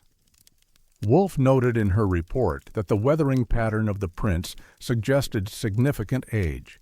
The edges showed minor erosion. Small amounts of wind-blown sand had collected in the depressions. She estimated the tracks could be several months to several years old based on their appearance. But Tanaka insisted he had walked this section of trail 1 week earlier and the prints had not been present. He walked the area frequently as part of his maintenance duties and knew its features well. The incident was filed as a curiosity and might have been forgotten, except that 3 months later, in February of 2011, another trail crew member found a similar set of prints approximately half a mile further up the trail. These prints also began without approach tracks, continued for 37 steps, and terminated without departure tracks. The weathering pattern again suggested considerable age despite the crew member, a man named Derek Morales, having cleared that section of trail 2 weeks prior and noting no tracks at that time. Over the following 12 years, 15 additional instances were documented by trail maintenance personnel, rangers, and observant hikers. Each occurrence followed the same pattern: 37 boot prints, beginning mid-stride with no approach, ending abruptly with no departure, appearing in hardened caliche that showed no other signs of disturbance.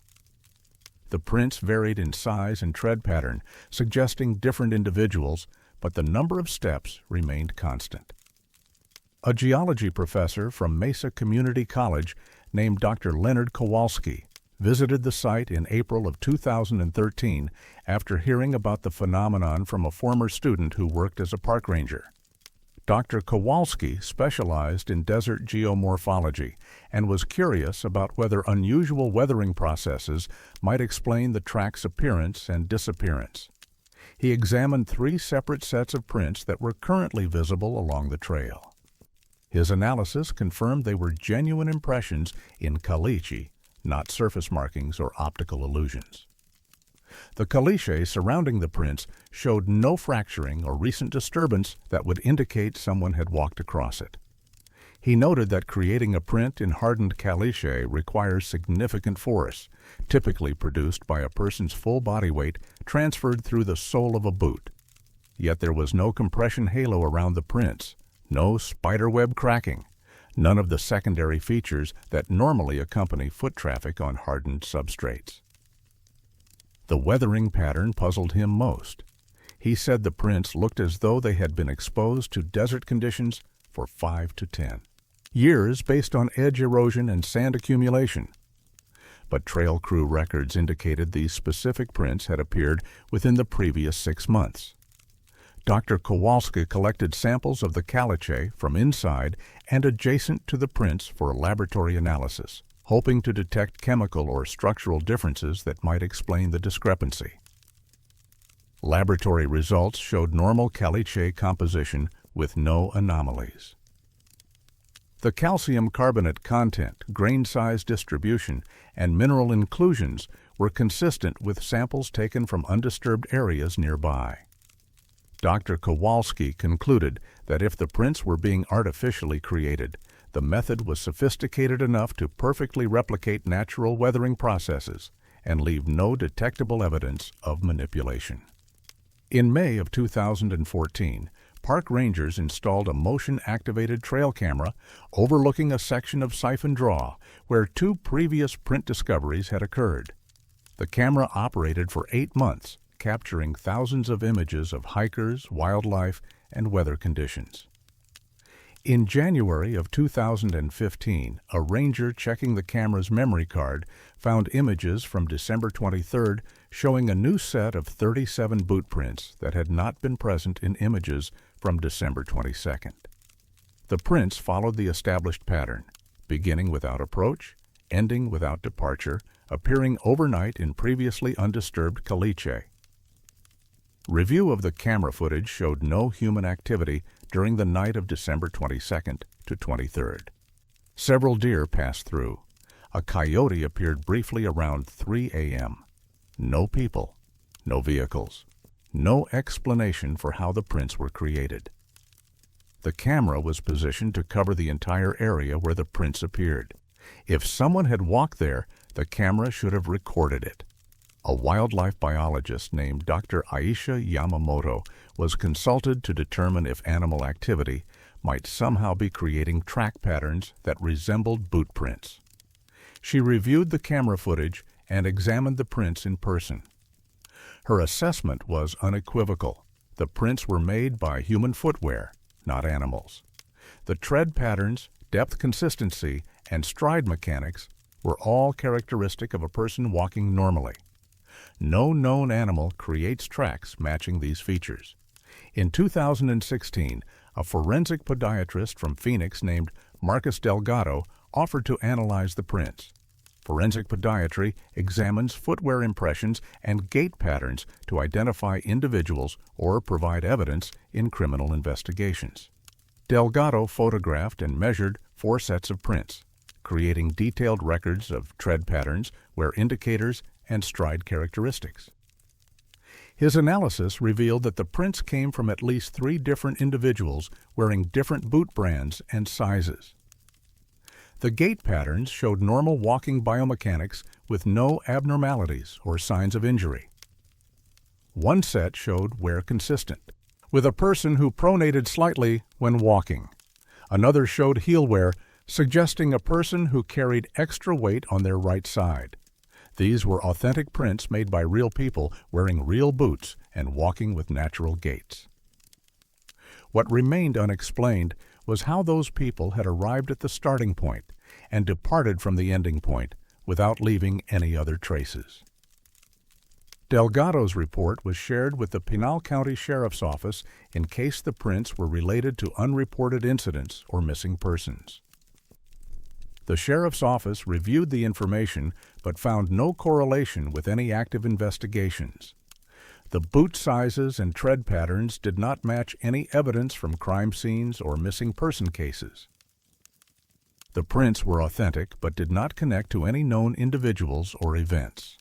Between 2017 and 2022, 6 more sets of prints appeared.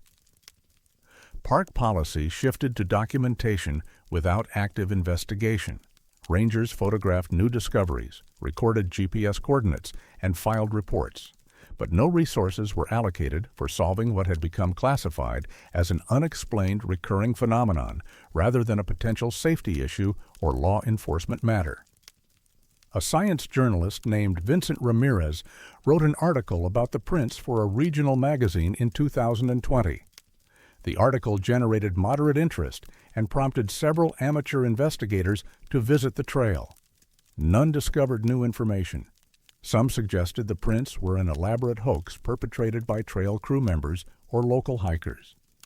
But this theory struggled to explain how prints were created in hardened caliche without leaving evidence of the creation process, how they appeared overnight in areas under camera surveillance, and why the perpetrators would maintain such precise consistency in the 37-step pattern across 17 separate incidents over 12 years. The most recent documented set of prints appeared in March of 2023. A hiker named Patricia Santos photographed them and posted the images to social media, generating renewed discussion. By the time rangers arrived to document the prints officially, they had been partially obscured by foot traffic from curious visitors. Enough remained visible to confirm the pattern: 37 steps, beginning nowhere, ending nowhere, pressed into caliche that should not have accepted new impressions without showing signs of disturbance. Dr. Kowalski, now retired from teaching, visited the site one final time in October of 2023. He told a former colleague that after a decade of periodic investigation, he remained unable to propose a satisfying explanation.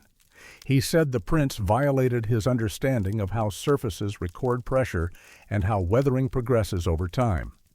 If they were hoaxes, they were executed with a level of sophistication that seemed disproportionate to any plausible motive.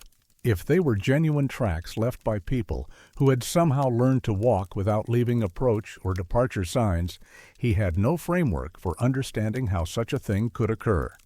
The prints continue to appear, though their frequency has decreased in recent years. Trail crews no longer report each discovery with the urgency they once did. The phenomenon has become part of the trail's background, noted but not investigated, documented but not explained. And somewhere in the Superstition Mountains, on hardened caliche that has recorded the passage of countless footsteps over decades, there are tracks that begin in empty air and end in empty air. 37 steps that lead from nowhere to nowhere, weathered and old from the moment they first appear, as though time itself deposited them rather than any person who walked in boots and left no other trace of passing.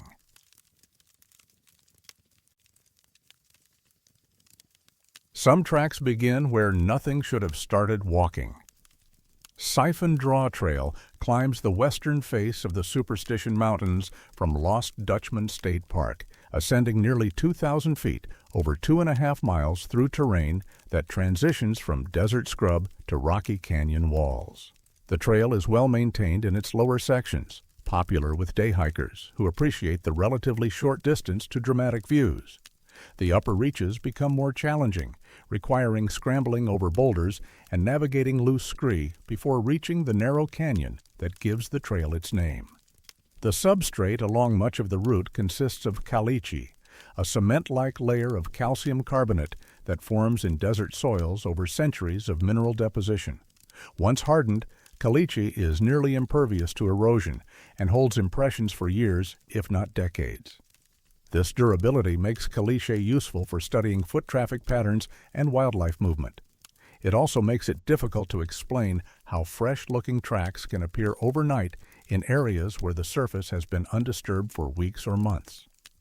Trail maintenance crews learn to recognize normal wear patterns, the gradual development of ruts where hikers follow the same path, the spreading of loose material at the edges of compacted zones, the predictable erosion that occurs after rain events.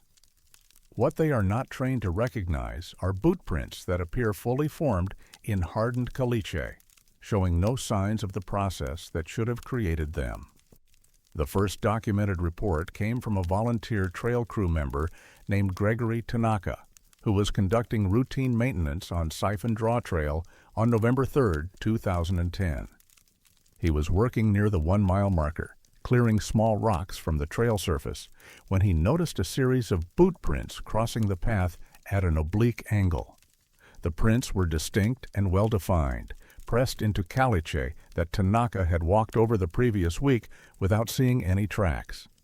He assumed hikers had passed through recently, though the prints looked weathered, as though they had been there for months or years. What made him look more closely was the pattern. The prints began approximately 15 feet east of the trail in an area of undisturbed caliche showing no approach tracks.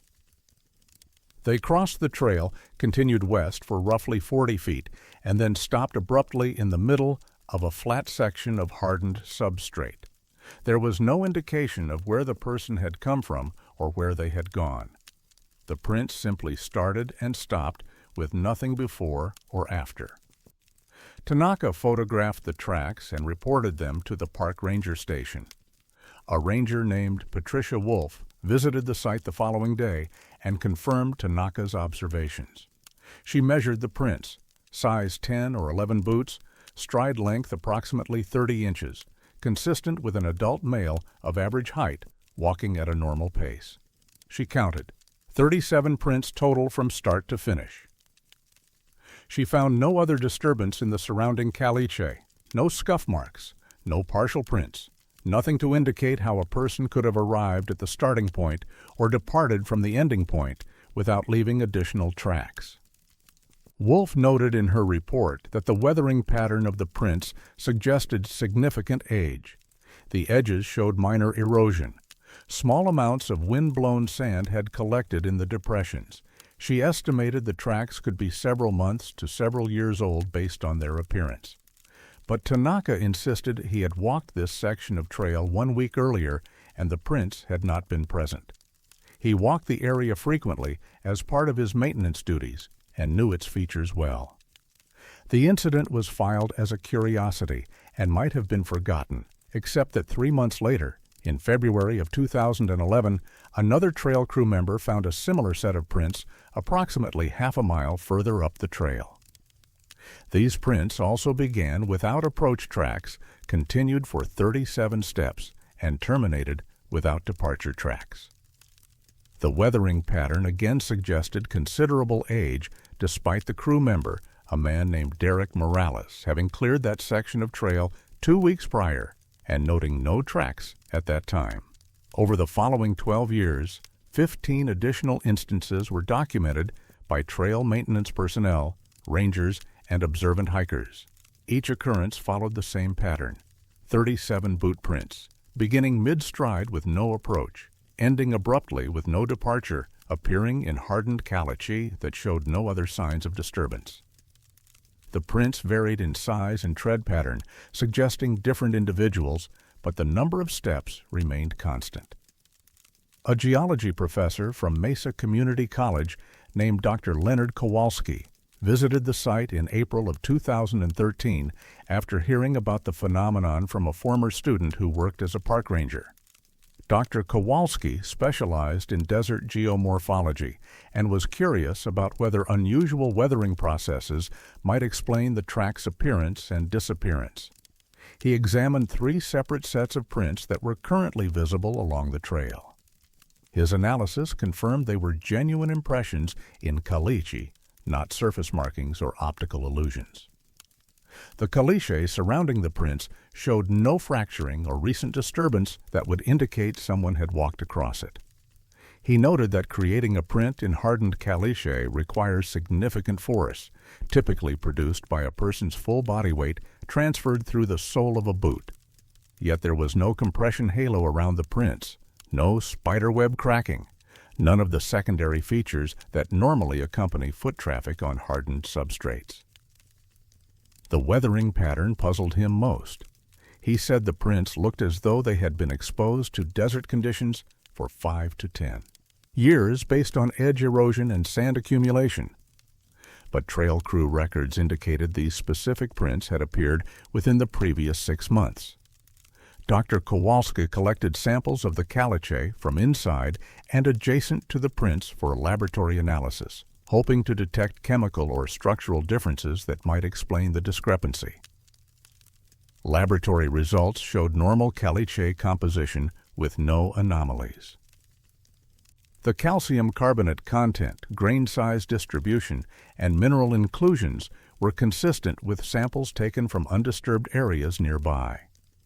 Dr. Kowalski concluded that if the prints were being artificially created, the method was sophisticated enough to perfectly replicate natural weathering processes and leave no detectable evidence of manipulation. In May of 2014, park rangers installed a motion-activated trail camera overlooking a section of Siphon Draw where 2 previous print discoveries had occurred. The camera operated for 8 months, capturing thousands of images of hikers, wildlife, and weather conditions. In January of 2015, a ranger checking the camera's memory card found images from December 23rd showing a new set of 37 boot prints that had not been present in images from December 22nd. The prints followed the established pattern, beginning without approach, ending without departure, appearing overnight in previously undisturbed caliche. Review of the camera footage showed no human activity during the night of December 22nd to 23rd. Several deer passed through. A coyote appeared briefly around 3 a.m. No people, no vehicles, no explanation for how the prints were created. The camera was positioned to cover the entire area where the prints appeared. If someone had walked there, the camera should have recorded it. A wildlife biologist named Dr. Aisha Yamamoto was consulted to determine if animal activity might somehow be creating track patterns that resembled boot prints. She reviewed the camera footage and examined the prints in person. Her assessment was unequivocal. The prints were made by human footwear, not animals. The tread patterns, depth consistency, and stride mechanics were all characteristic of a person walking normally. No known animal creates tracks matching these features. In 2016, a forensic podiatrist from Phoenix named Marcus Delgado offered to analyze the prints. Forensic podiatry examines footwear impressions and gait patterns to identify individuals or provide evidence in criminal investigations. Delgado photographed and measured 4 sets of prints, creating detailed records of tread patterns, wear indicators, and stride characteristics. His analysis revealed that the prints came from at least 3 different individuals wearing different boot brands and sizes. The gait patterns showed normal walking biomechanics with no abnormalities or signs of injury. One set showed wear consistent, with a person who pronated slightly when walking. Another showed heel wear, suggesting a person who carried extra weight on their right side. These were authentic prints made by real people wearing real boots and walking with natural gaits. What remained unexplained was how those people had arrived at the starting point and departed from the ending point without leaving any other traces. Delgado's report was shared with the Pinal County Sheriff's Office in case the prints were related to unreported incidents or missing persons. The Sheriff's Office reviewed the information but found no correlation with any active investigations. The boot sizes and tread patterns did not match any evidence from crime scenes or missing person cases. The prints were authentic but did not connect to any known individuals or events. Between 2017 and 2022, 6 more sets of prints appeared. Park policy shifted to documentation without active investigation. Rangers photographed new discoveries, recorded GPS coordinates, and filed reports, but no resources were allocated for solving what had become classified as an unexplained recurring phenomenon rather than a potential safety issue or law enforcement matter. A science journalist named Vincent Ramirez wrote an article about the prints for a regional magazine in 2020. The article generated moderate interest and prompted several amateur investigators to visit the trail. None discovered new information. Some suggested the prints were an elaborate hoax perpetrated by trail crew members or local hikers. But this theory struggled to explain how prints were created in hardened caliche without leaving evidence of the creation process, how they appeared overnight in areas under camera surveillance, and why the perpetrators would maintain such precise consistency in the 37-step pattern across 17 separate incidents over 12 years. The most recent documented set of prints appeared in March of 2023. A hiker named Patricia Santos photographed them and posted the images to social media, generating renewed discussion. By the time rangers arrived to document the prints officially, they had been partially obscured by foot traffic from curious visitors. Enough remained visible to confirm the pattern: 37 steps, beginning nowhere, ending nowhere, pressed into caliche that should not have accepted new impressions without showing signs of disturbance. Dr. Kowalski, now retired from teaching, visited the site one final time in October of 2023. He told a former colleague that after a decade of periodic investigation, he remained unable to propose a satisfying explanation. He said the prints violated his understanding of how surfaces record pressure and how weathering progresses over time. If they were hoaxes, they were executed with a level of sophistication that seemed disproportionate to any plausible motive. If they were genuine tracks left by people who had somehow learned to walk without leaving approach or departure signs, he had no framework for understanding how such a thing could occur. The prints continue to appear, though their frequency has decreased in recent years. Trail crews no longer report each discovery with the urgency they once did. The phenomenon has become part of the trail's background, noted but not investigated, documented but not explained. And somewhere in the Superstition Mountains, on hardened caliche that has recorded the passage of countless footsteps over decades, there are tracks that begin in empty air and end in empty air. 37 steps that lead from nowhere to nowhere, weathered and old from the moment they first appear, as though time itself deposited them rather than any person who walked in boots and left no other trace of passing.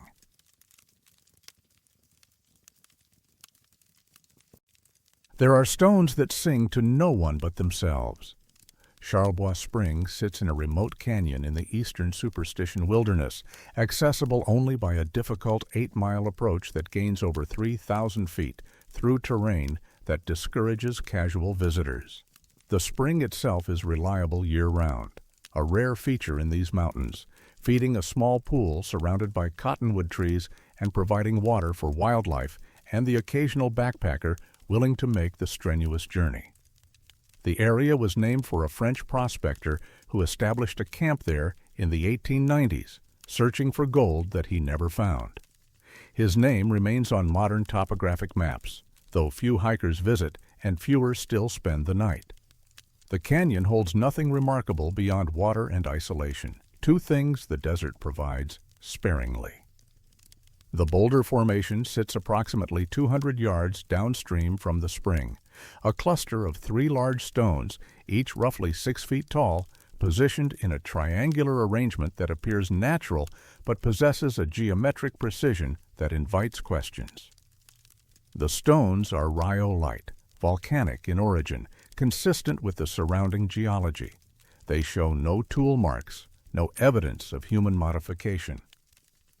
They could easily be dismissed as unremarkable features of the landscape except for one characteristic: they vibrate. The first documented report came from a geologist named Dr. Raymond Kowalski, who was conducting field research on volcanic formations in the Superstitions in May of 2004. He camped near Charlevoix Spring and spent the afternoon examining the canyon's rock structures. While inspecting the boulder formation, he placed his hand on the largest of the 3 stones and felt a subtle vibration, a low-frequency oscillation that pulsed at regular intervals. He initially assumed it was seismic activity, perhaps tremors too small to detect without direct contact with bedrock. He retrieved a portable seismometer from his equipment and set it up adjacent to the boulder. The instrument recorded no seismic activity. The vibration was localized to the stone itself. Dr. Kowalski pressed recording equipment against the boulder surface and captured audio of a low hum, barely audible but consistent. Cycling at approximately 18 hertz, well below the range of comfortable human hearing, but detectable as a physical sensation when touching the stone. He spent 2 hours documenting the phenomenon. The vibration remained constant during that period, showing no variation in frequency or amplitude. He examined the other 2 stones in the formation and found they were also vibrating, all at the same frequency, perfectly synchronized. He found no mechanical source, no crevices that might channel wind or water, no explanation for why solid volcanic rock would oscillate without an external driving force. Dr. Kowalski returned to the University of Arizona and reported his findings to colleagues in the geology department. The response was skeptical. Several suggested he had felt his own pulse or heartbeat transmitted through his hand. Others proposed that underground water flow or thermal expansion might create vibrations. He acknowledged these were plausible explanations, but noted that his measurements had accounted for such variables, and the vibration persisted under conditions where those factors should not have been present. In September of 2004, Dr. Kowalski returned with 2 colleagues, Dr. Patricia Santos, a seismologist, and Dr. Marcus Delgado, a specialist in rock mechanics. They brought more sophisticated equipment, including broadband seismometers, accelerometers, and acoustic sensors. They arrived at Charlevoix Spring in the afternoon and hiked to the boulder formation. The stones were not vibrating.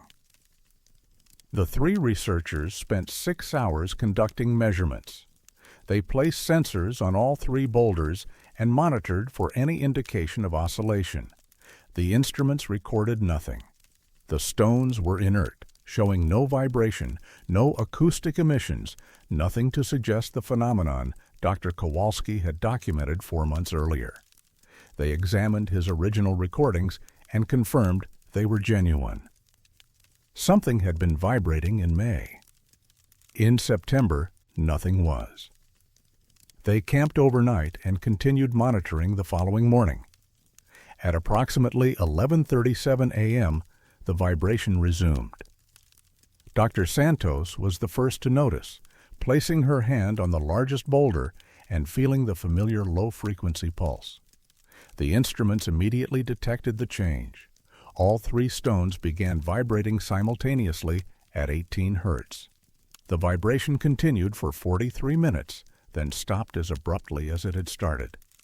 Over the next 3 days, the team documented 4 cycles of activity. The vibration would begin without warning, last between 30 and 60 minutes, then cease. The intervals between active periods varied, showing no obvious pattern related to time of day, temperature changes, or any environmental factor they could measure. Dr. Santos noted that the frequency never varied. 18 hertz, consistent across all active periods, all three stones, with synchronization so precise their instruments could not detect any phase difference. The team collected rock samples from the boulders and had them analyzed for unusual mineral content or crystalline structures that might explain the vibration. Analysis showed typical rhyolite composition with no anomalous features. They examined the ground beneath and around the formation using ground-penetrating radar. The radar showed solid bedrock extending downward with no voids, no cavities, no features that might harbor mechanical sources of vibration. Dr. Kowalski submitted a papers to the Journal of Geophysical Research describing the phenomenon. The paper included measurement data, audio recordings, and spectral analysis of the vibration. It was rejected. Reviewers noted that while the data appeared legitimate, the lack of a proposed mechanism made the paper unsuitable for publication. One reviewer suggested the measurements might reflect instrument resonance rather than actual geological vibration. Dr. Kowalski could not definitively rule out this possibility, though he had used multiple instruments from different manufacturers, all of which recorded the same frequency. Between 2005 and 2012, Dr. Kowalski made 7 additional trips to the site, often bringing students or colleagues. The vibration appeared during 4 of those visits. It remained absent during 3. Those who felt it consistently described the same sensation, a rhythmic pulse at the threshold of perception, present only when touching the stones directly. Those who visited during dormant periods found nothing unusual, and sometimes questioned whether the phenomenon existed at all. In 2009, an undergraduate student accompanying Dr. Kowalski, a young man named Derek Yamamoto, asked permission to attempt drilling a core sample from the largest boulder. He wanted to examine the interior structure to determine if the vibration originated from within the stone. Dr. Kowalski approved the attempt. Yamamoto brought a portable diamond-tipped drill designed for geological sampling. He began drilling on October 14, 2009, during an active vibration period. The drill bit penetrated approximately 2 inches before the drill's motor seized. Yamamoto examined the equipment and found no obvious cause for the failure. The motor appeared undamaged, but would not restart. He tried a backup drill. It functioned normally until the bit contacted the boulder, at which point it also seized after drilling less than 3 inches. A third attempt using a manual hand-operated core drill produced the same result. The cutting bit dulled rapidly, far faster than would be expected with rhyolite, and the attempt was abandoned after minimal penetration. Yamamoto noted that the drill bits showed wear patterns inconsistent with the rock's apparent hardness. They looked as though they had been drilling through much harder material, though samples taken from the boulder's surface showed normal rhyolite properties. The drilling attempts have not been repeated. Dr. Kowalski retired in 2015 and no longer visits the site. The phenomenon remains undocumented in peer-reviewed literature, existing primarily in field notes, unpublished reports, and anecdotal accounts from the small number of researchers and hikers who have encountered it. A physics professor from Northern Arizona University named Dr. Elizabeth Nordstrom visited the site in 2018 after hearing about the vibration from a former colleague. She arrived during an active period and confirmed the 18 Hz frequency. She proposed several possible explanations, including resonance-driven, by atmospheric pressure changes, piezoelectric effects in the rock responding to stress, or acoustic coupling with subsurface geological features. She conducted tests for each hypothesis. None adequately explained the observations. Dr. Nordstrom noted that 18 Hz is close to the resonant frequency of the human eye, which can create visual distortions when exposed to vibrations in that range. She asked research assistants accompanying her whether they experienced any visual anomalies while touching the stones. 2 of 3 reported seeing subtle wavering or shimmer in their peripheral vision while in contact with the vibrating boulder, though they could not be certain whether this was physiological or psychological. She attempted to secure funding for a long-term monitoring installation that would record vibration activity continuously over multiple months to establish patterns. Her grant proposal was rejected. Review committee feedback indicated that while the phenomenon was interesting, the research lacked clear applications, and the remote location made sustained monitoring impractical given budget constraints. The most extensive documentation came in 2021 when a documentary filmmaker named Vincent Ramirez spent 5 days camping near the boulder formation, recording continuously. During that period, the stones vibrated 3 times, with active periods lasting 38, 52, and 41 minutes respectively. Ramirez captured high-quality audio and video of the phenomenon, including footage of handheld measurement devices confirming the vibration while positioned against the stone surface. His documentary was never completed. In an interview conducted in 2023, he said he had accumulated compelling evidence that something genuinely anomalous was occurring, but he could not construct a narrative arc that provided resolution. He said viewers expect mysteries to be solved, or at least to gesture toward possible solutions. The humming stones offered neither. They simply existed, vibrating for reasons unknown during periods that followed no discernible pattern. Ramirez mentioned one detail that did not appear in his footage. On his final evening at the site, he was resting his hand on the largest boulder during an active period when he felt the vibration change slightly. Not in frequency, which remained precisely 18 Hz, but in amplitude. It grew stronger for approximately 5 seconds, then returned to baseline. He checked his recording equipment. The instrument showed no change. The vibration had felt different to his touch, but had not registered as different to his measurement devices. He could not determine whether the sensation had been real or imagined. The stones continue to hum during their active periods. Hikers occasionally visit, though the difficult access limits traffic. Some feel the vibration and leave puzzled. Others arrive during dormant periods and find only silent rock. The spring continues to flow. The canyon remains isolated. And approximately 200 yards downstream from a reliable water source in the eastern Superstition wilderness, 3 volcanic boulders vibrate at 18 Hz for reasons that resist explanation. Synchronized perfectly, cycling between sound and silence according to a schedule known only to the stones themselves.